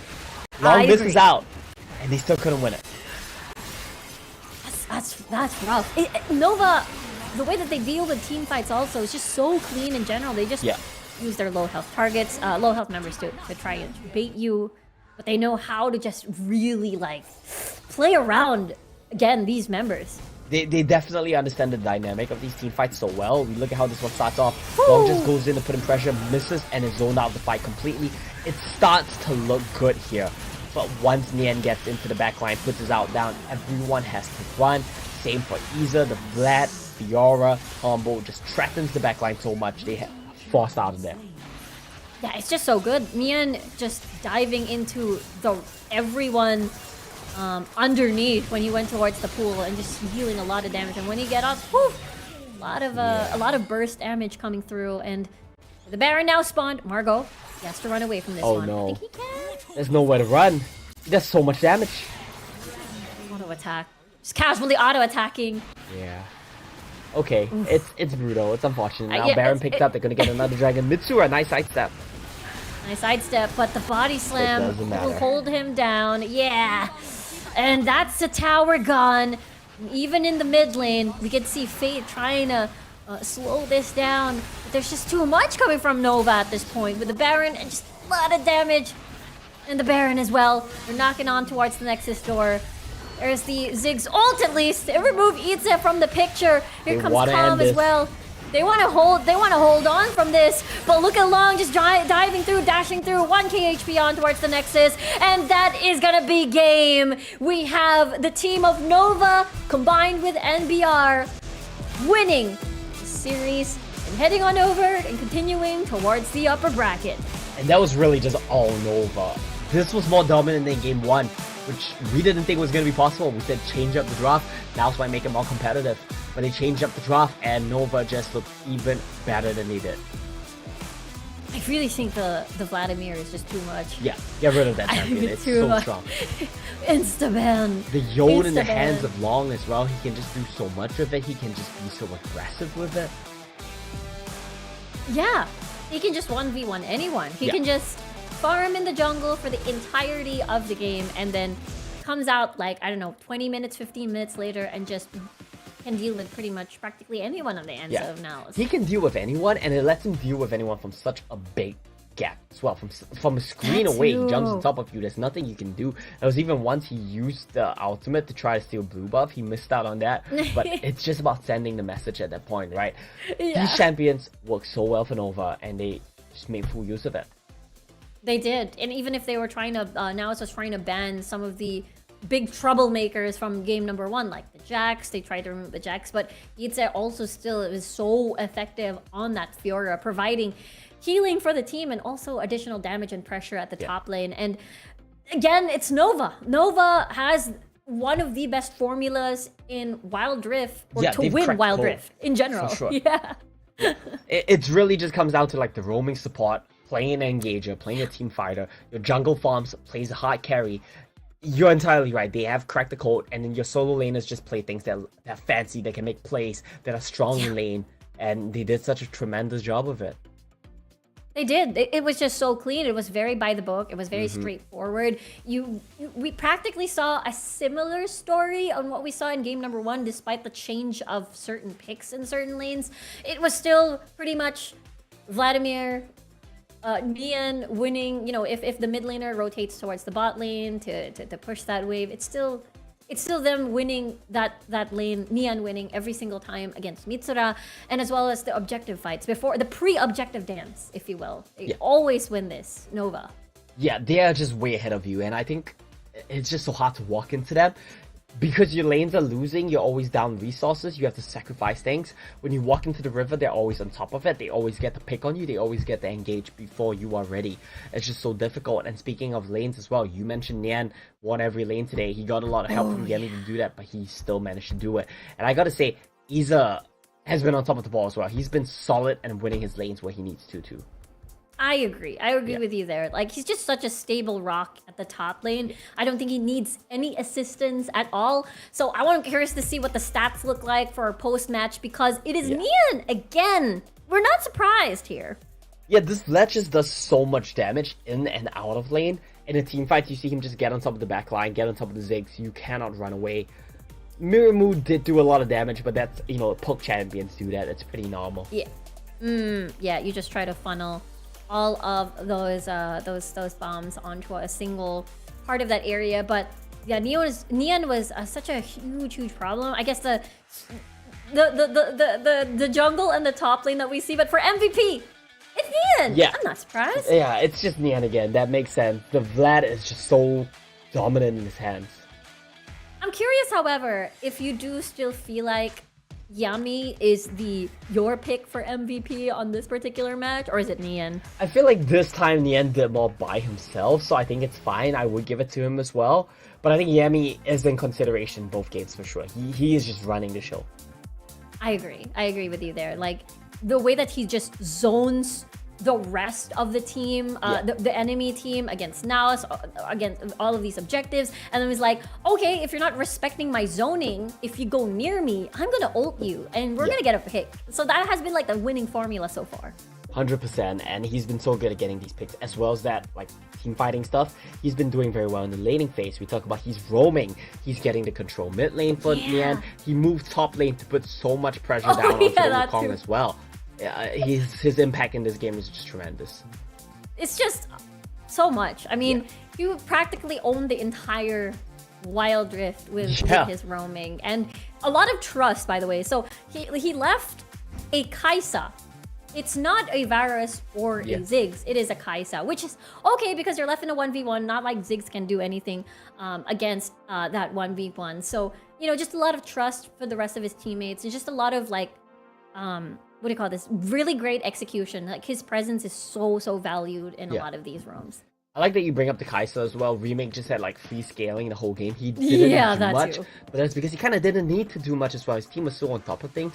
He just needed to out into the team fights, try to kill someone, and his job was really done there. Yeah, just farm for the entirety with Yeah. no threats whatsoever. Because of Yami's presence, NAOS is also forced to do something in the map in mid, in the guard the jungle again for Fate, because Fate. Nautilus Fate versus Long as a Yone, I don't think you can really do much in that matchup. You're just practically going to survive a few hits, and you can't really do much in a 1v1 scenario. And they're doing a lot of effort, making a lot of effort to protect their own jungle as well, because it's just Long going into the jungle slash and just dashing out and going back to his like original physical form. Yeah, exactly. I mean, fantastic showing there from Nova, proving once again why they were the champions of the Ionia Cup last year, and they might be coming back to win it all. I'm just happy if I was in NBR, because you get your star hitched to their wagon, right? Like if they win, you win. So that's a nice thing to have. That's true. That's absolutely true. They get to move on to the upper bracket, and they're ever closer towards that grand finals. Of course, we talked about the immense prize pool for the Ionia Cup Invitationals. Of course, want a piece of that pie. Yeah, for sure. We do have one more match coming up later today. I think it's going to be Cerberus from Vietnam and SWG, their streamer influencer partner, going up against Thunder Talk Gaming. And this is my personal favorite team name, Wild Rift Boys. So that's going to be a fun one to look out for. Yeah, what a cool name. The Wild Rift Boys. Oh my god, that's gonna be so fun to cast when they play later. The boys are back in town. town. Wild Rift Boys. Yeah, the boys are back in town. Yeah, the boys are back in the Rift. Yeah. But yeah, it is. Don't worry for the NAOS fans out there that are watching right now, even if they lost this series against Nova, against NBR, they still are in the lower bracket, and they can still fight their way back on top and fight their way towards the lower bracket finals, or even the grand finale. Yeah, it's going to be very exciting to see how that one plays out for sure. I want to see as well Nova playing up against Cerberus, playing up against maybe Thunder Talk. And of course, NAOS and BMG are not out of it just yet. BMG did win their game today, it just wasn't enough in the grand scheme of the best of 3. So it's exciting to see one of these teams, these two teams play again in the lower bracket later on. Yeah, that's going to be very, very exciting for sure, because I don't know, I think that's also like one of the finalists rather. When we look back at Horizon Cup, it was Thunder Talk that was in the grand finals, and then Icons, of course, Nova won. So that's going to be an exciting matchup once we do see that. Once we see what the bracket's gonna look like after the second series ends. But just to give a heads up for everyone out there, we will have an interview later on for the winning team, so that's something to look forward to in a few. Yeah, that's gonna be exciting. I'm interested to see if they interview one of the pro players from Nova, one of the influencers, maybe both. I think that'd be nice. Get their thoughts on this one as well. Yeah, like what the experience is like how, or do we get to see more trash talk from the trailer from earlier? Yeah, I hope so. I think that'll be fun. I mean, all this talk about like being gracious in victory, I don't really like it. Just give us more banter, give us more fun to work with. Agree. Yeah. Agree. That was funny earlier. Like Of course, when you at 2 minutes, like was that Nova that one Yeah, that said that? Nova said we'll get a solo kill in lane in 2 minutes, which they didn't. They didn't manage to do that today. Oh, they didn't So do that. Yeah. That's something. Almost, however, because it Close, was a 1v1 in the mid lane with Mitsura and Nian. Yeah. The get-go. Remember that ignite on Mitsura? Yeah, just sending a message to Ignite to like stop his healing, I guess. I don't know, but it worked. Yeah.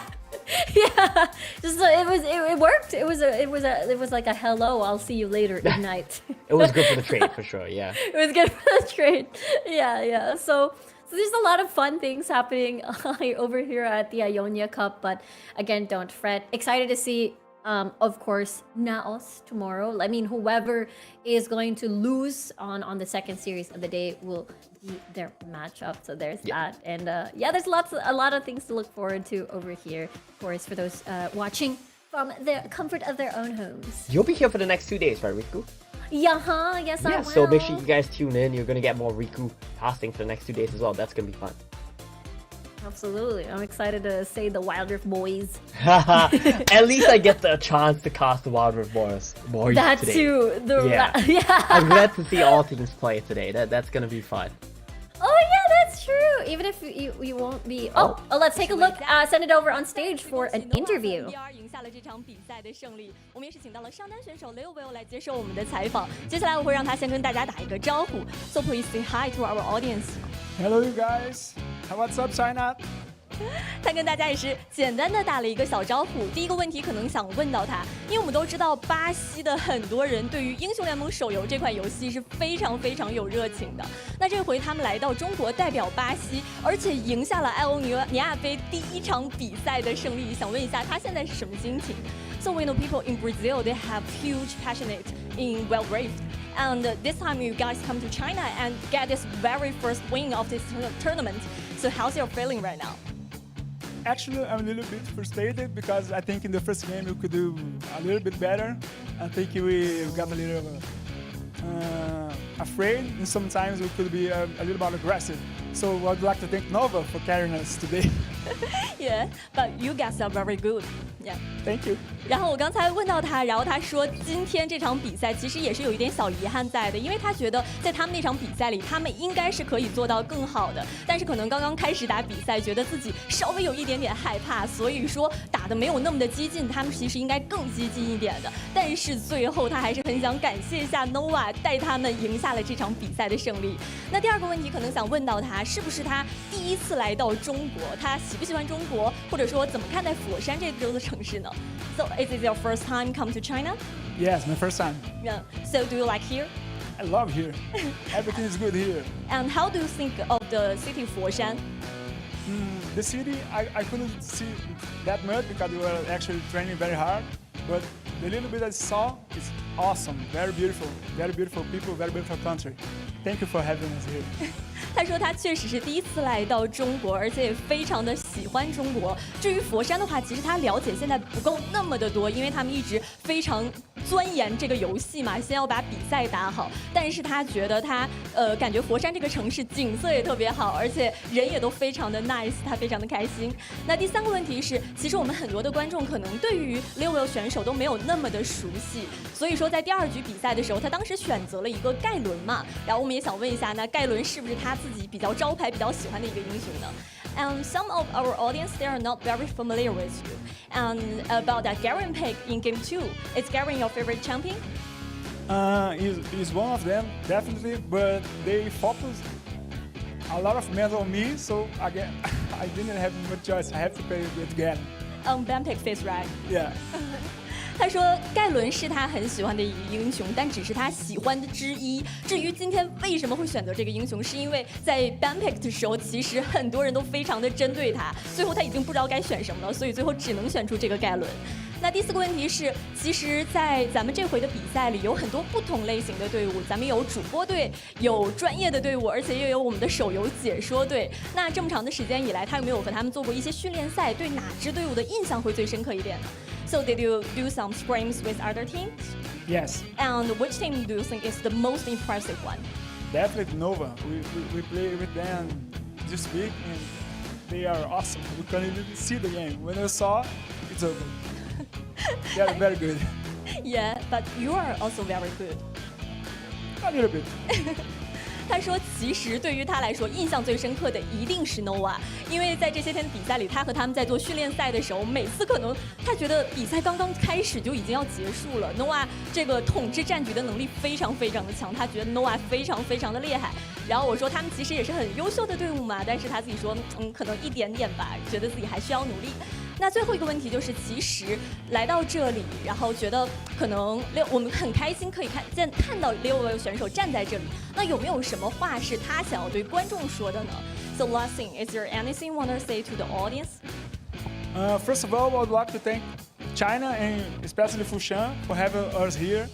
Your people is very adorable. We love here, and we'd like to thank Top Nova also for carrying us today. And for last but not least, I would like to dedicate Nova Victor, our Victor, because we were together, to my mom. Unfortunately, I lost her last week, so it's a very hard couple of 2 weeks for me, so I'm very happy to be here, and I hope they are proud for me and my team. I'm sure she's watching you and she's very proud of you. Thank you. 刚才我问到他有什么想要说的，其实他在最开始是感谢了大家所有人支持他们，也感谢佛山给他们提供这样的一个机会来到中国去打比赛，他非常开心，而且也感谢了他们的盟友 NOVA， 因为 NOVA 今天表现得也非常出色，带他们赢下了这场比赛的胜利，他非常开心。最后他也跟我们分享了一个可能他自己比较隐私的事情，他说因为他的妈妈可能在前2周刚刚去世，所以说这也是对他来说是很艰难的一段时间，但是今天他可以带着他们和 NOVA 的胜利一起给他的妈妈看，他相信他妈妈一定会看到的，而且我也跟他说，我说我相信你的妈妈一定在看着你，而且会非常非常的为你骄傲，我相信 Leo 选手以后会越来越好，而且巴西的英雄联盟手游也会越来越好的。那我们的赛后采访到这里就先结束了。That's all for our interview. I'm so sorry for that. No problem. 谢谢。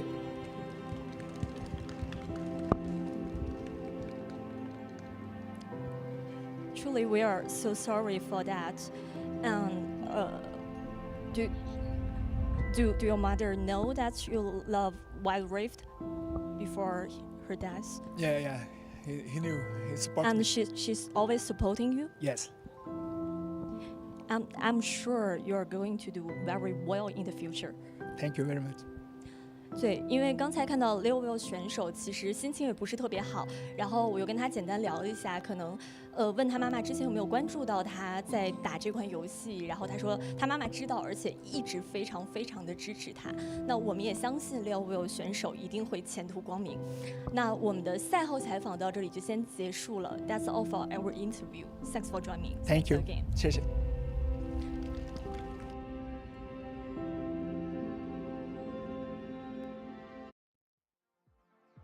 Wow, what a heartfelt and touching interview. That was Wow. heavy. That was very heavy. It was very emotional and yeah, like I have no words. Yeah, like our hearts go out to Leo as well. Definitely tried his best in that game, but what matters is showing up, right? So props to him and the team. Yeah, props to Leo, absolutely. Yeah. But yeah, that's what an incredible interview. What an incredibly heartfelt moment. Yeah. Oh my gosh. Take a break. Take a breather. We definitely need to take a break to recover from that one. So that concludes the first series of today. We still have another series coming right up. So don't go away. We'll be right back.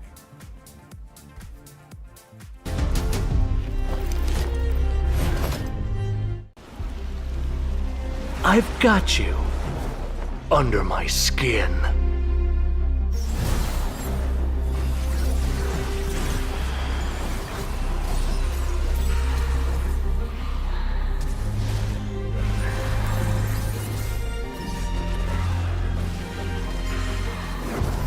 Deliciously vain.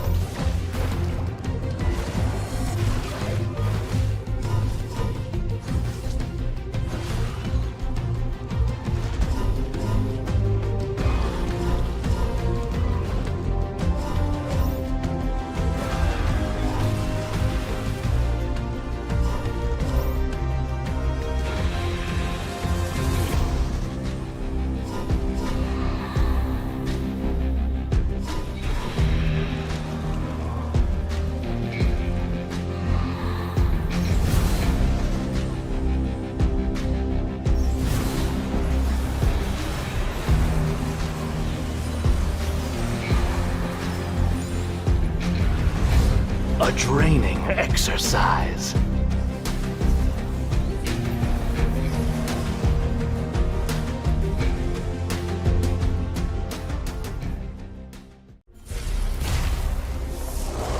I split mountains with my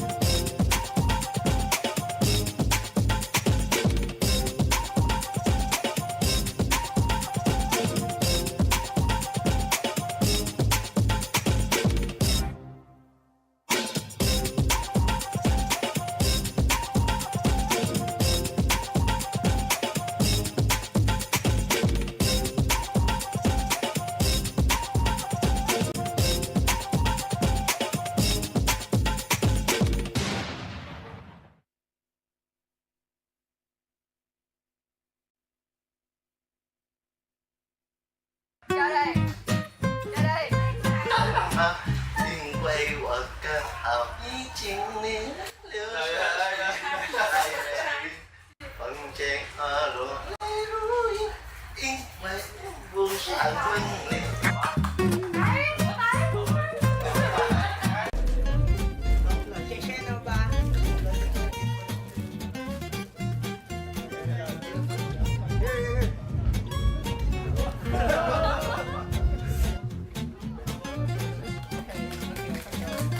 Thank you, and.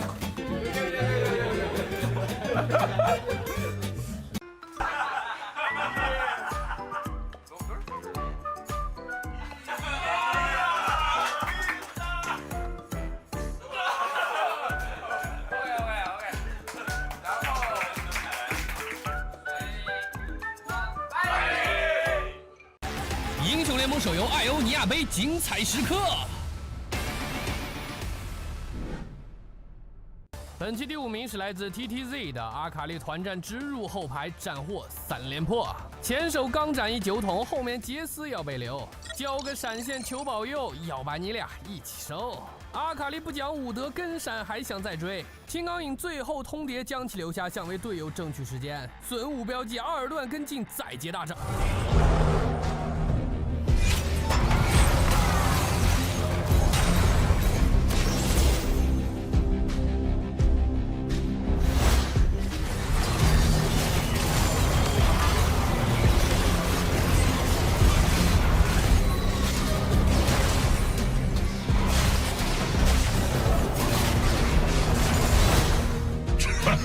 You cannot kill a storm!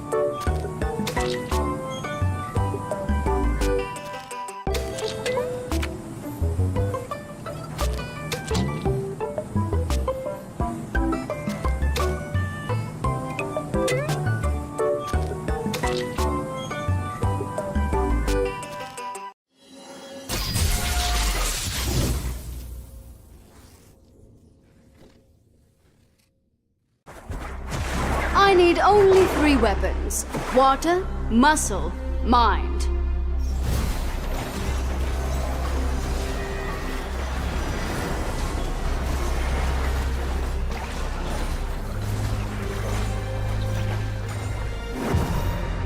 Water to me!2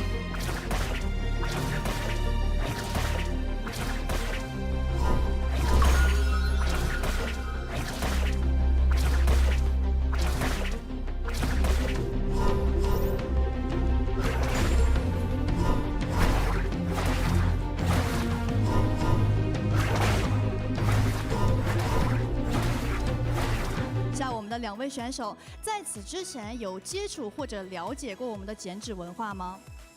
有了解过，这是我们中华传统非遗文化。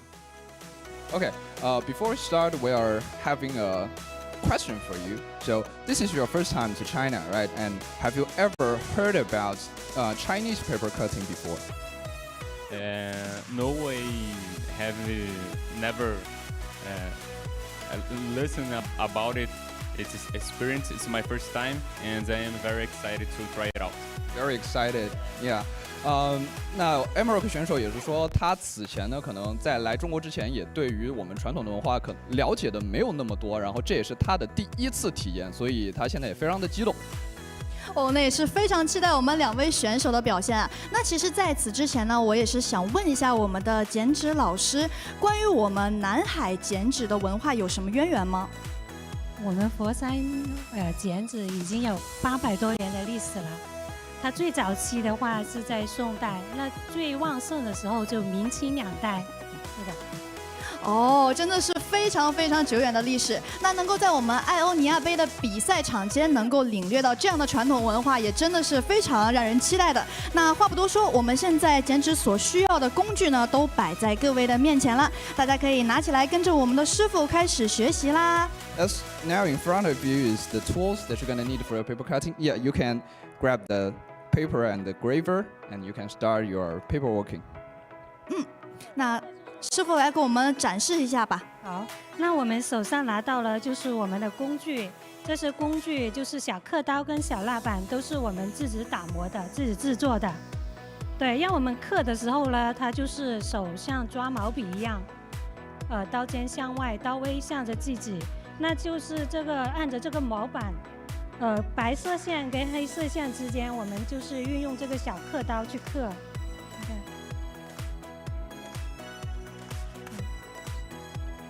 一点一点的去刻，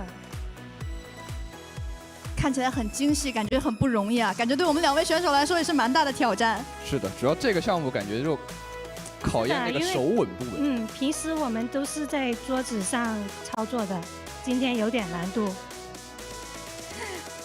不过说到手稳不稳的话，其实我觉得对于我们职业选手来说，应该是小事一桩啦。那其实我现在的话呢，也在非常期待我们2位选手的作品。不过的话呢，我们还是稍事休息一下，让我们把结果留到稍后来揭晓。接下来的时间，让我们把镜头交给敢敢和维嘉。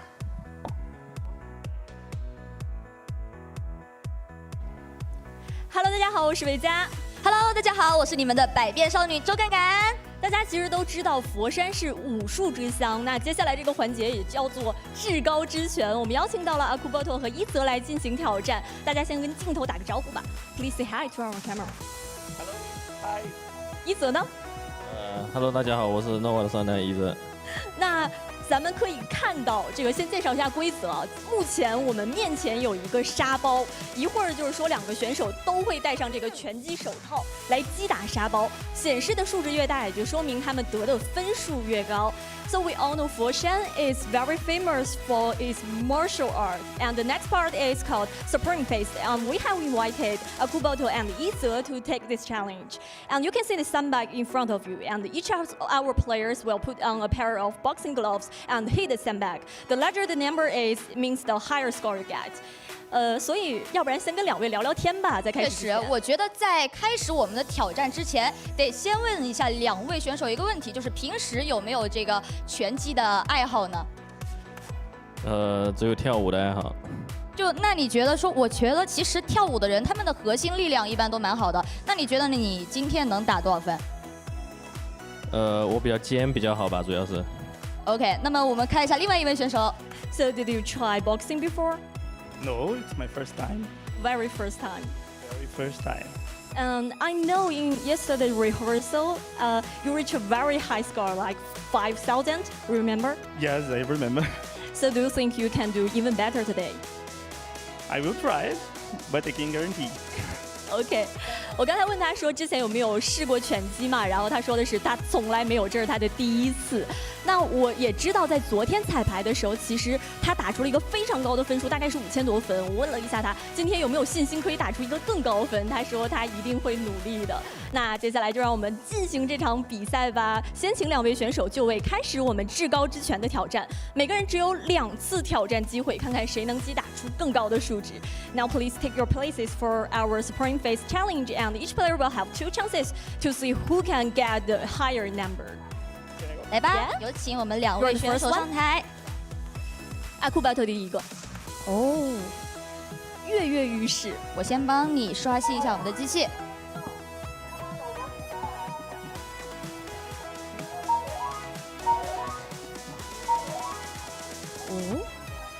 这种情况，如果按照我们昨天的说法来说的话，是不是他已经被我们选手吓到了？他已经不敢出来了，因为我看到这个分数，它上面显示的是已经6722分了，确实。那可能现在咱们的机器稍稍有一点小故障，但是没有关系，咱们先修一下，可以看一看减脂环节现在进行的怎么样了。拜拜。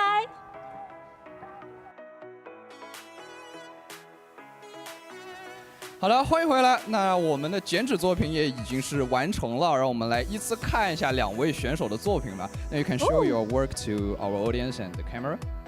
感觉都不错啊，完成度很高啊。但是具体怎么样，我觉得我说了不算，让我们的师傅来说一下，感觉哪位选手的还原度和完成度更好吧？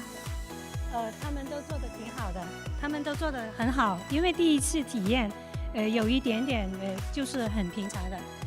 但是他们已经刻得很好了，很圆滑，那个线条很棒。哇，老师给出了非常非常高的评价啊！那也是恭喜2位选手在我们这里呢挑战成功。那接下来的话呢，还是要问一下2位，我们这一次体验了减脂，现在有什么样的感想呢？我觉得我减的不是很好，但是我希望起到一个抛砖引玉的角色，能让更多人关注我们这个中华就是非遗文化。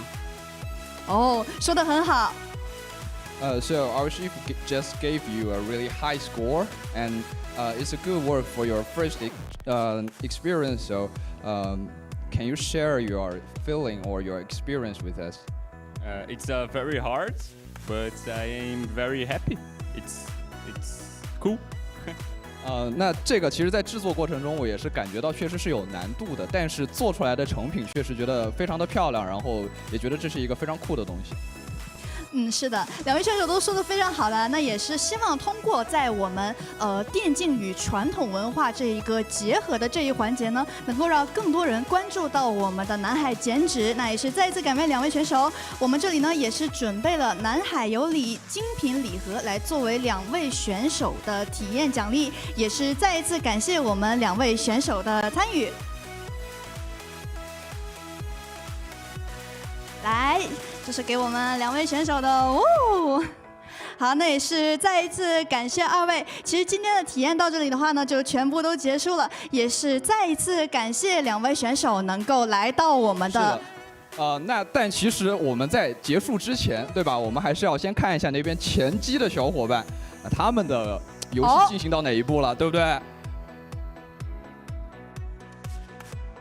我们的至高之拳，我们刚刚机器确实是看到选手有一点小害怕，但是没有关系，毕竟释放技能都是要前摇的，对不对？那么有请我们的选手再次来挑战吧 ，Let's go 啊，库巴多，来吧！哇，我们的一泽选手果然还是非常 nice 的呀，主动帮忙刷新机器。哇，这一拳，大家有没有感受到这一拳打出来的气浪？看一下这一分是多少分？来到了5553分，感觉比昨天彩排的时候成绩要更好哎。是的。接下来第2次机会，第2次看一下能不能超越第1次的成绩呢？哦，可惜。那么我们的最高分应该就是刚刚的5532分了。接下来来到了我们的一泽选手了。我想问一句，你有没有信心？没有。压力很大，现在。那加油吧，我帮你刷新一下。现在跃跃欲试啊！哇，这一拳力气其实不比刚刚那位要小哎。bug， 怎么回事？怎么回事？怎么回事？有没有特写？有没有特写？1000分是什么意思？我都可以打1000分。第2次机会啊，最后一次了。这一拳。数值还在飙，能不能超过呢？哦，哇！恭喜我们的一泽选手，就是他，我觉得就是低吧，确实是最低分，但高也是最高分，对不对？非常感谢2位选手，那么请移步台下。那我们再一次恭喜一泽选手赢下了我们这场挑战。不过阿库巴的选手也非常的厉害。那先采访一下我们的胜者吧。对，来采访一下我们的胜者，就刚刚打了一个最低分，打了一个最高分，是什么心情呢？我是裁判评委，就是打一个最低分，去一个最低分，去一个最高分。那你觉得你的平均值大概是多少？5000吧。行，5000。那我们的冠军发言就这么平淡无奇啊。OK， 那我接下来采访一下库巴的选手，可能想先问一下他，刚才虽然说很遗憾，非常接近没有赢下这场比赛的胜利，那有没有考虑过想和一泽选手在线下一会儿再进行一场比赛呢 ？So the score is very nearly. Yes, very near. A payday. But would you like to do the challenge again with Izo later? Definitely. Yeah, after the competition. Yes. 对，他的回答也是觉得非常的后悔，但是他肯定是想和一泽选手再一次进行比赛的。那我也期待一会儿他们比赛的结果之后也可以分享给大家。那我们这边现在至高之拳的挑战暂时就先结束了，接下来让我们把镜头交给千寻，拜拜。哇，心心念念的至高之拳比赛总算是出来结果了，但是我们这边还没有完全结束哦。我们2位选手今天来到了我们这么有意思的场间环节，怎么能不留念一下呢？是的，那所以为了感谢各位选手来体验我们的中华传统文化，精彩瞬间由 OPPO 为您记录，旗舰级超光影前往长焦，重塑光影，随手就能拍大片。让我们用 OPPO Reno 10 Pro Plus 手机拍一下我们的剪纸作品吧。来吧，现在手机已经在我的手里了，我们一起看向镜头。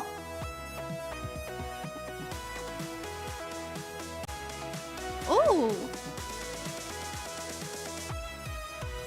好啦，定格了我们非常美妙的一瞬，也给摄像机看一下我们刚刚拍下来的照片，是不是很棒？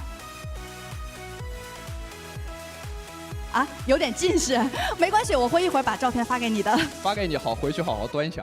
好的。那也是再次感谢2位选手对于我们场间互动环节的参与。接下来马上要继续我们紧张刺激的比赛环节，让我们把镜头交还给2位解说。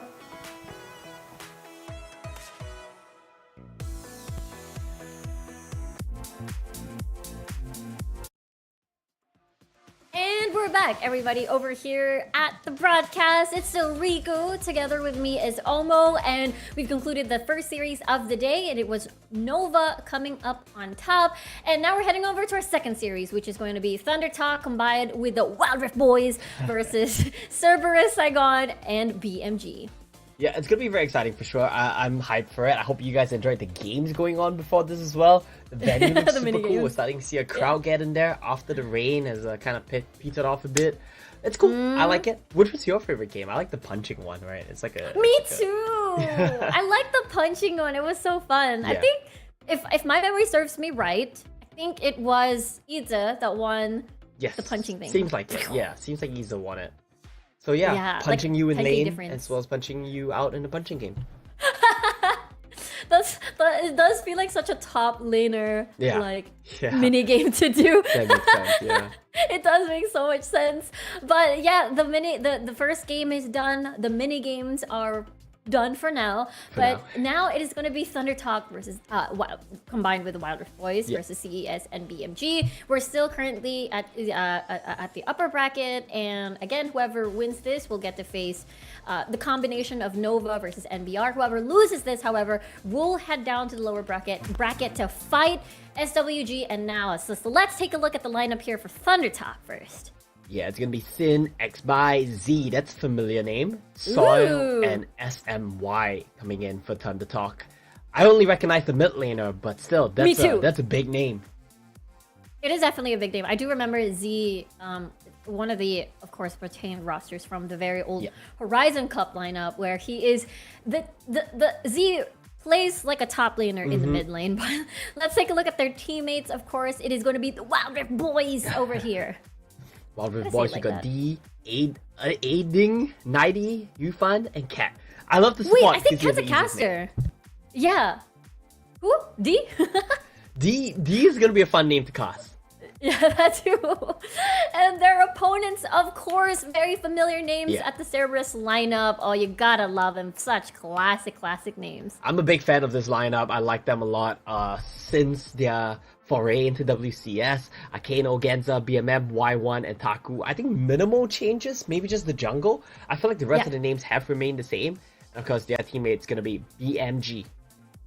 BMG, we got Yolo, Nide, and as well as the DDJ, Yangwei, and Sao Ming. 93, and it's yeah. gonna be, Do you think he was born in 9-3. 1993? Is that why? 9-3 is important. Why? Yeah, he doesn't look like he was born in 1993. How old would that make That's him? That would make true. him like 30? Yeah, that's like my number also. Yeah, he would be 30 this year. I mean, it's Yeah. okay. I Oh, guess yeah. he could be 30, but he looks very young. That's a I agree, compliment, I agree. but yeah. It is a Yeah. compliment. It is a compliment. That's gonna be the lineup. I do only know one person from the Wild Rift Boys, Oh, yeah. Cat, but let's take a look at this trailer. 听说对面主播队都是什么各个路的国一，希望他对上我们压力不要太大了。毕竟我们输了比赛还可以回去解说，他们如果输了 Okay, 比 so 赛 they're，casters. 直播 The 间直接 casters, yes.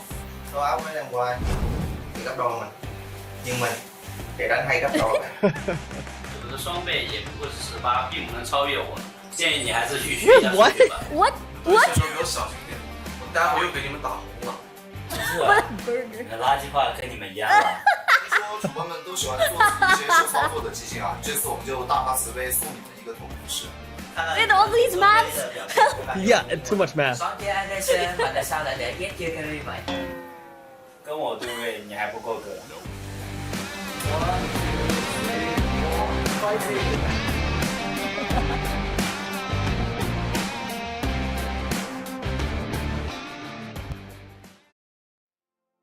Well, that definitely involved a lot of math for the trash talk. Did you catch some of it? Too much for you. It was definitely interesting. Yeah, the other team, the Wild Rift Boys, are casters. They represent us, Omo. We gotta cheer for them. They're with Thunder Talk. I love that line where like, even if we lose, we can go back to casting. If you lose, it's over for you. I just feel so seen. I feel so represented by him. Me too. Me too. That line goes hard. Not Yeah. gonna lie, it does go hard. Yeah, for sure. And I'm so excited to see the casters play after. I mean, we don't know who's still going to go first. If it's the pro players first Should or be, the right? influencers Yeah. first. Yeah, maybe the pro players first, which is another exciting matchup. You know, Thunder Talk versus Cerberus. A lot of classic names. And there it is. It is going to be indeed Thunder Talk. And then Wild Rift Boys. Here comes like the rundown. You get to see their really cool looking poses once more. The caster crew here. Hey yo. I do love the selfies. That's my favorite thing about Wild Rift Esports. The selfies they got going on. Oh yeah. Cerberus. Same. It's such a mood. Oh, classic. And you're right. This is such a classic Cerberus roster. Yeah. And just as you said, maybe except like the jungle. Got BMG, their teammates as well. This is gonna be. I'm not gonna lie. I do feel like it might potentially go to game number 3. Yeah. But who knows? It is a possibility. And we'll see the Aram first for picking sides. Alright, It's gonna be a yeah, I mix forgot of about that teams. one. We've got an Aram Me first, so too. we're effectively seeing possibly up to 4 matches here. How's the Aram team gonna get decided? It looks like a mixed roster again. It is a mixed roster once Nice, more. yeah. I think it's more like depending on how many pros, like the balance of it all. Let's I'm see. trying to the, see. Yeah, it seems like 3 members of Cerberus, and I can't tell. I need to see the there's jerseys. like 2 Thunder Talk jerseys we're seeing right now Yeah. on their team. At least 2. We've got Z in there, so that's gonna be rough. Oh yeah. I wonder what he's gonna use this time around. Yeah. Are they gonna swap him the fancy champions? They're gonna give him the mechanical champs? Most likely. That We saw trophy it. is so cool. It is very cool. It's so pretty. It's very... Oh wait, I'm pretty slow on that one. It's so interesting that Ionia Cup... Of course, Jin is from Ionia. I totally forgot about that. Yeah, I can't really wrap my head around this. Well, when I play TFT and Jin is a Ionian champion, it just seems weird to me, but I guess it makes sense. Because Ionia is always like good and peaceful, and Jin is such I agree. It's so different from that. He's the outsider. Opposite of peaceful. Yeah, he Yeah. is the outsider of Ionia for sure. Which is so... That's why we keep forgetting that. Oh right, Yeah. Jin is an Ionian. Like, I mean, I'm sure there was a kind of better wreaks havoc there. representative for Ionia, right? Like Irelia or something. Karma, the poster boy. Irelia. Yeah. Yeah. I mean, there's Zed, there's Set, there's... I'm just enumerating the TFT Yeah, exactly. champions at this point. Hey, new TFT patch came out today, I think, for what it's worth. Oh! I think today or tomorrow. I can't wait. It's gonna be cool. Let's see. Oh yeah, is that the Silco? Yeah. Yeah, being added Silco's coming again. in there. I think like I heard Mordekaiser was in. I'm not sure. Makes me wonder when, if ever Silco's coming to Wild Rift. Yeah, new champion alert. Would be nice. It would be cool.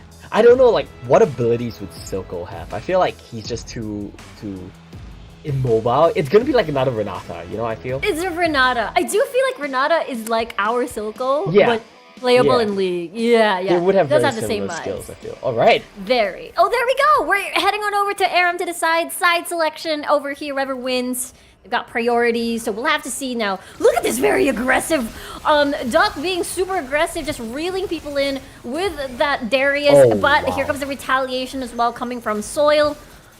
But that's it for now. Yeah, you got the Samira going in aggressively, but it's not quite enough to keep this one going. Interesting team comps on both sides. I was just looking through it. Z is playing Oriana, so that's a little bit try-hard. Other than that, I do like blue team's comp. These seem like very pop-off ARAM champions. Yeah, 3 players from CES and 2 players from BMG, but you're right. This is there's a lot of range going on. There's a lot of slows to keep people in check. There's a lot of bursts as well for the low health targets for BMM to finish off. So they're winning so far, at least for priority. Yeah, you've got a lot of poke. I think the Ashe Senna combo is going to be really nice for ARAM. That is something they have going for them. Sorry, I'm giggling because there's like synergy in like emojis. The Poro doing the little motion with the tongue, like a bleh kind of That's motion. how you get the team play. Yeah, get synergy, bonding, and like banter. Oh my gosh, YOLO! Okay. Showing some skills. BMG kind of flexing a little bit here. Mm-hmm. Let them go. Okay, still no first blood just yet. No one wants to die just yet. But level 5 is where it's at. Everybody's close to being that level 5 already. There it is! Everyone's level Gold 5. gets popped as Here well. it is. Oh, look at Duckby. He is trying to start the fight. It's just pure chaos. Double knock-up as well. CES First Blood goes towards Duckby. BMM follows suit. Thunderchalk still pretty much alive along with the Wild Rip boys. And right now, BMG is running for the hills. Oh, and they get no. one more extra before any of this stops. Thundertalk and WRB Wild Rift boys are doing very well here. They even get the healing up. They're gonna push for the tower. That's a nice flash. Yeah, that's super good with a reel in from Duck B. Might retaliate soon. That Samira is gone, and Sin will follow through as well. Might get chip damage on the tower if they're able to push, but Cat is already there, but he's just a Rakan. Yeah, and all 5 members alive right now. Counter push coming in. They're trying to clear the wave as much as possible, as fast as possible, rather. Here comes Z with the wave clear coming through. Cat with a knock up, rather. And YOLO is so low. YOLO is so low, doesn't have the heal. He does have healing up. He's all good. Oh, there He's he still is. gonna be low, but less low. Yeah, less low. Especially if you've got a Senna for sustain. Yeah. Pretty much of a very try-hard comp as well. You know, Yeah, actually, sit-ins. honestly, both comps are pretty good, so it's gonna be interesting. Yeah, we'll see. With the arrow now being Oh, no. shot, they get the first pick. Still not dead. Now they Soil. finish the job. Samira is gone.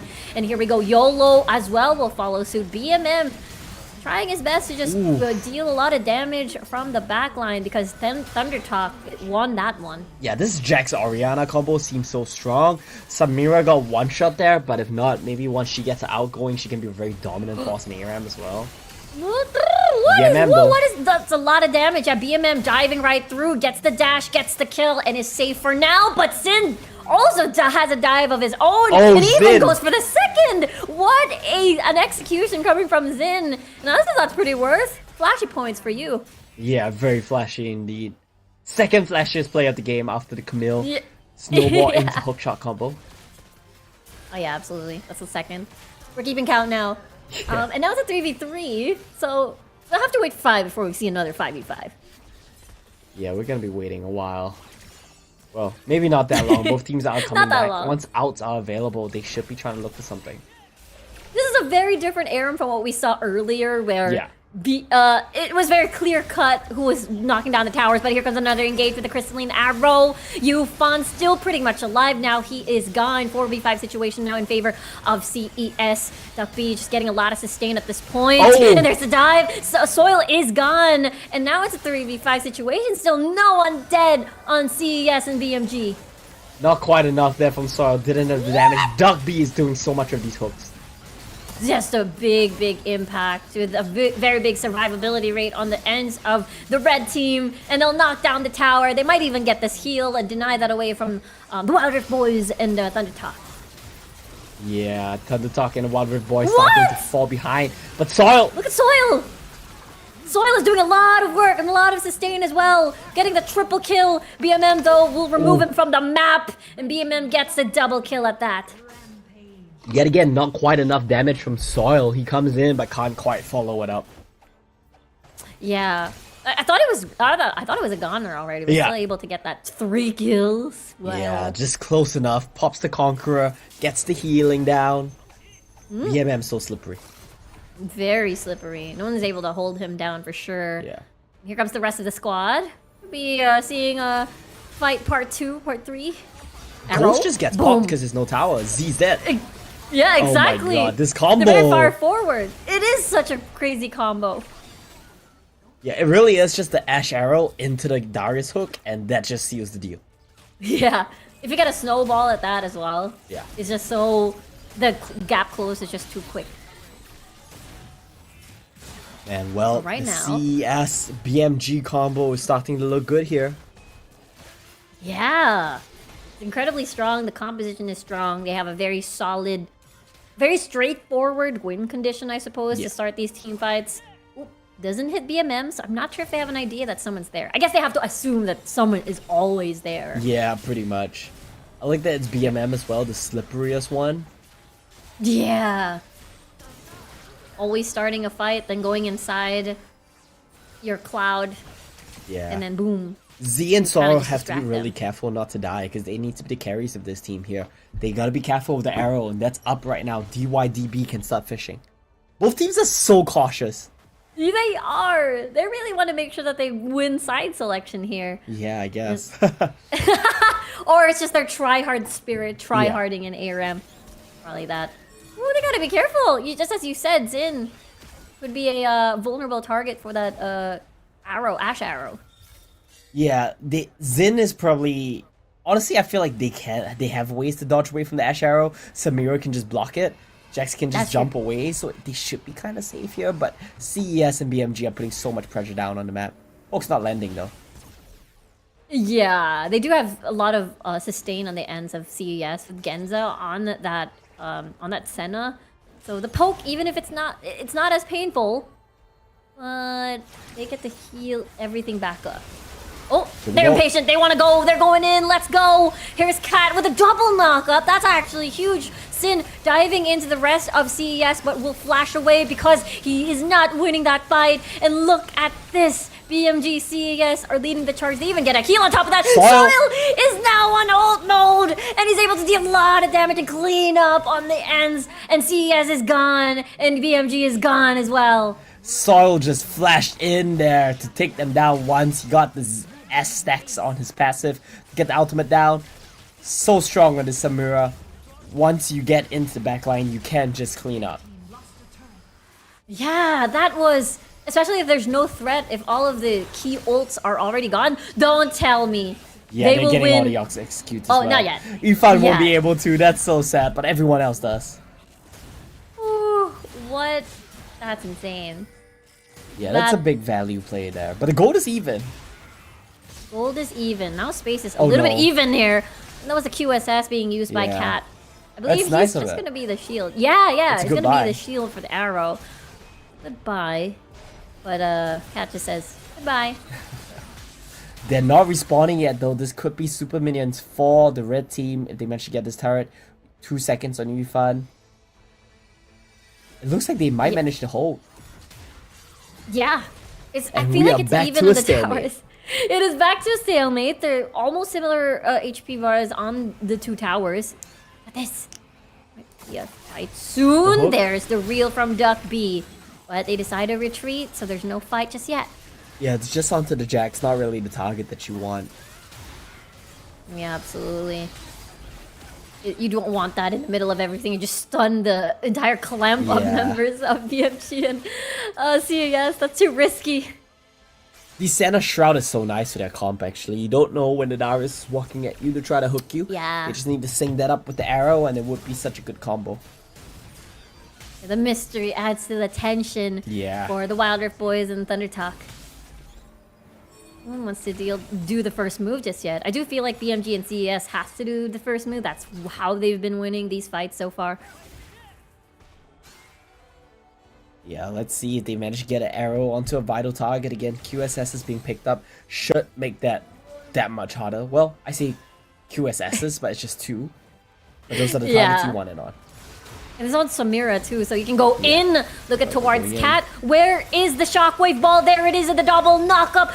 Pure execution on the ends of Thunder Talk WRB, and that's just super duper clean. Remember, BMM, Genza, and YOLO are still pretty much alive. They get the root in, they're gonna go through, they're gonna chase everybody down, and there's just a lot of damage and blinking health bars for both teams, but in the end it's CES winning, and that is well winning that team fight. There's a lot of people dead for Thunder Talk and WRB. That means they can possibly end.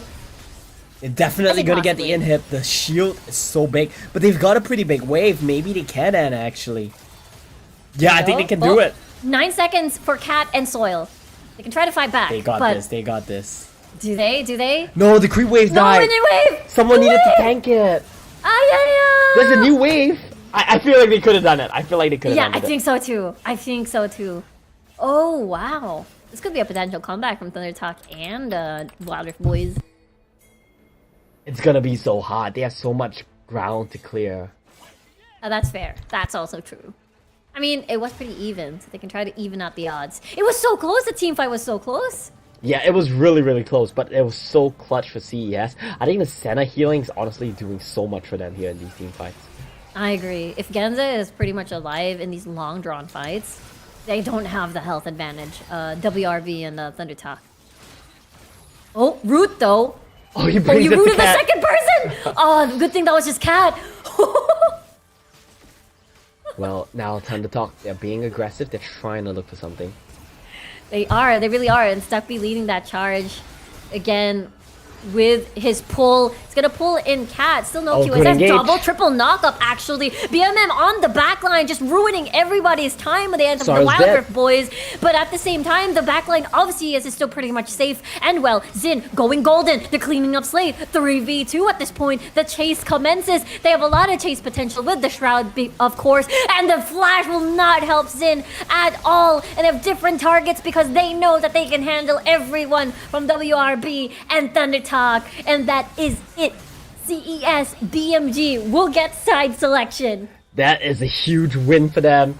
That's the first time today, at least, we've seen one of the SEA teams take a win against the Chinese teams. And it is in Aram. Yeah. So hopefully CS can keep it going. It was a good showing. It is a good showing. It is a good warm-up. It's a good morale booster coming into the the wild rift itself when we do the BO3 series. But yeah, we'll see. He definitely looks very flashy. Like BMM's Akali was clean. Hopefully he gets to play it in the real game. I think so too. I think so. And even the good showing from BMG's and on their influencer team as well. The Duck B was doing an amazing job being the Darius. It's such a really good in initiating the fights and very confident at that. Yeah, I think it's a great job from both teams, and I'm excited to see this as well because both of the influencer teams look quite solid. Like, of course, they weren't carrying in the Aram, but they were doing their jobs. Cat as well on the Rakan, getting some really nice engages there despite losing. Yeah, that's true. The connection between Z and Cat. Yeah, It was pretty good. The shockwave, the synergy. Yeah, they're not in the same team, but they're on the same. Yeah. I wouldn't be surprised if they did some practice together, maybe, because like this is the only two rosters that have like Mandarin speaking 10 players, I think. Oh, so yeah, that's true. Yeah, that's true. It's a combined powers of Thunder Talk and the Caster. That is true, actually. That might make for a pretty scary force. But then again, they did mention in the Trash Talk video something about SWG being like semi-pro players, so it might be a challenging fight nonetheless. Yeah, it's gonna be absolutely exciting to see either of the swaps, game 1 and game 2, and then game 3. Maybe it's gonna be a mix. We'll have to check that out. I don't know if the first game is gonna be similar to the Nova versus NAOS one, where it's the pro players played first. It could go either way as long as it's the same matchup. And then game 3 is where it's like a little bit of free for all. Yeah, I mean, we talk about wanting to see mixed rosters. We've only seen one match today, but that was like the only time we've seen it is in the Aram. So hopefully we do get a gentleman's agreement for the last game. We'll get to see the rosters get mixed up. But I think everyone's very try-hard here, so maybe not. Yeah, I think everybody here definitely wants to win. So it's like, okay, like we won earlier, let us play the game for you or something like that. Yeah. So it's a good showing though. I think it's the Aram is a good preview of, just as you said, everybody was doing their what do you call this? Doing their synergy. They have a lot of like really big survivability. You've got other team, the BMG doing, okay, I'll do the engaging for you, and you guys do the follow-up. I think that's a very straightforward kind of approach on what they did for Aram. For sure, I think that's gonna be a cool approach as well. It would be so funny to me if like they talk about it backstage and they agree on like, okay, we're gonna send a mixed roster, okay, we're gonna send an influencer roster, and then the other team just sends like full pros instead. I want to see something like that happen. We need more games for that. That would be so funny. Yeah. To me, maybe, but like... yeah, a little mean, but that would be really, really fun to watch, like the big surprise and stuff like that. But of course, up next, you know, players are preparing or going into their onto the stage for sure to prepare for the first match of this series. But again, it's going to be a BO3, and we did get a preview of what's to come when it comes to the meta, at least for the Ionia Cup. You know, and it's very leaning towards Gragas doing really good. Please ban Vladimir, and that's pretty much what I got. The lessons that I got from the previous series. Yeah, please ban Vlad as a big one. I want to see if either of these teams start prioritizing it for this game. I think that'll be really cool. And of course, we got a fun fact from production here as well. Wild Rift Boys, we kind of figured they were casters, but all 5 of them are the Chinese casters for, I think, WRL. Yeah.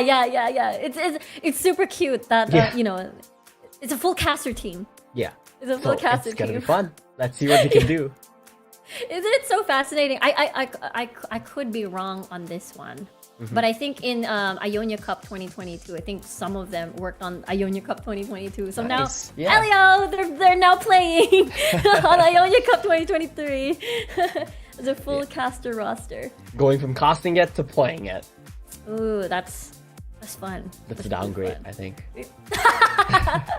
Unless they win it all. Unless Thunder Talk and them win it all. Yeah, unless that. The only time playing is better than casting is if you win it all. Yeah. True, that's true. There is a very big prize pool at stake, and as well as, you know, first place is a lot. I believe it's like 80,000 an estimate. Yeah, that's big. Yeah, that's definitely it's huge. Yeah. It is very big. It's very big. So, yeah, I mean, aside from the prize pool, it's also like for, you know, getting to show your stuff. Because, you know, as casters, you know, of course you want to also like play on the stage, you know, and show them what you got. So at this point, it'll be fun, right? They should send us over there one year. We'll show them what that's we've an got. idea. Yeah. Oh well. Consider this our audition, our application, I guess. Yes, our application, our audition. Okay, Elmo, I have a question. If you get the chance to, you know, play on stage, what role will you be playing about champion? It depends.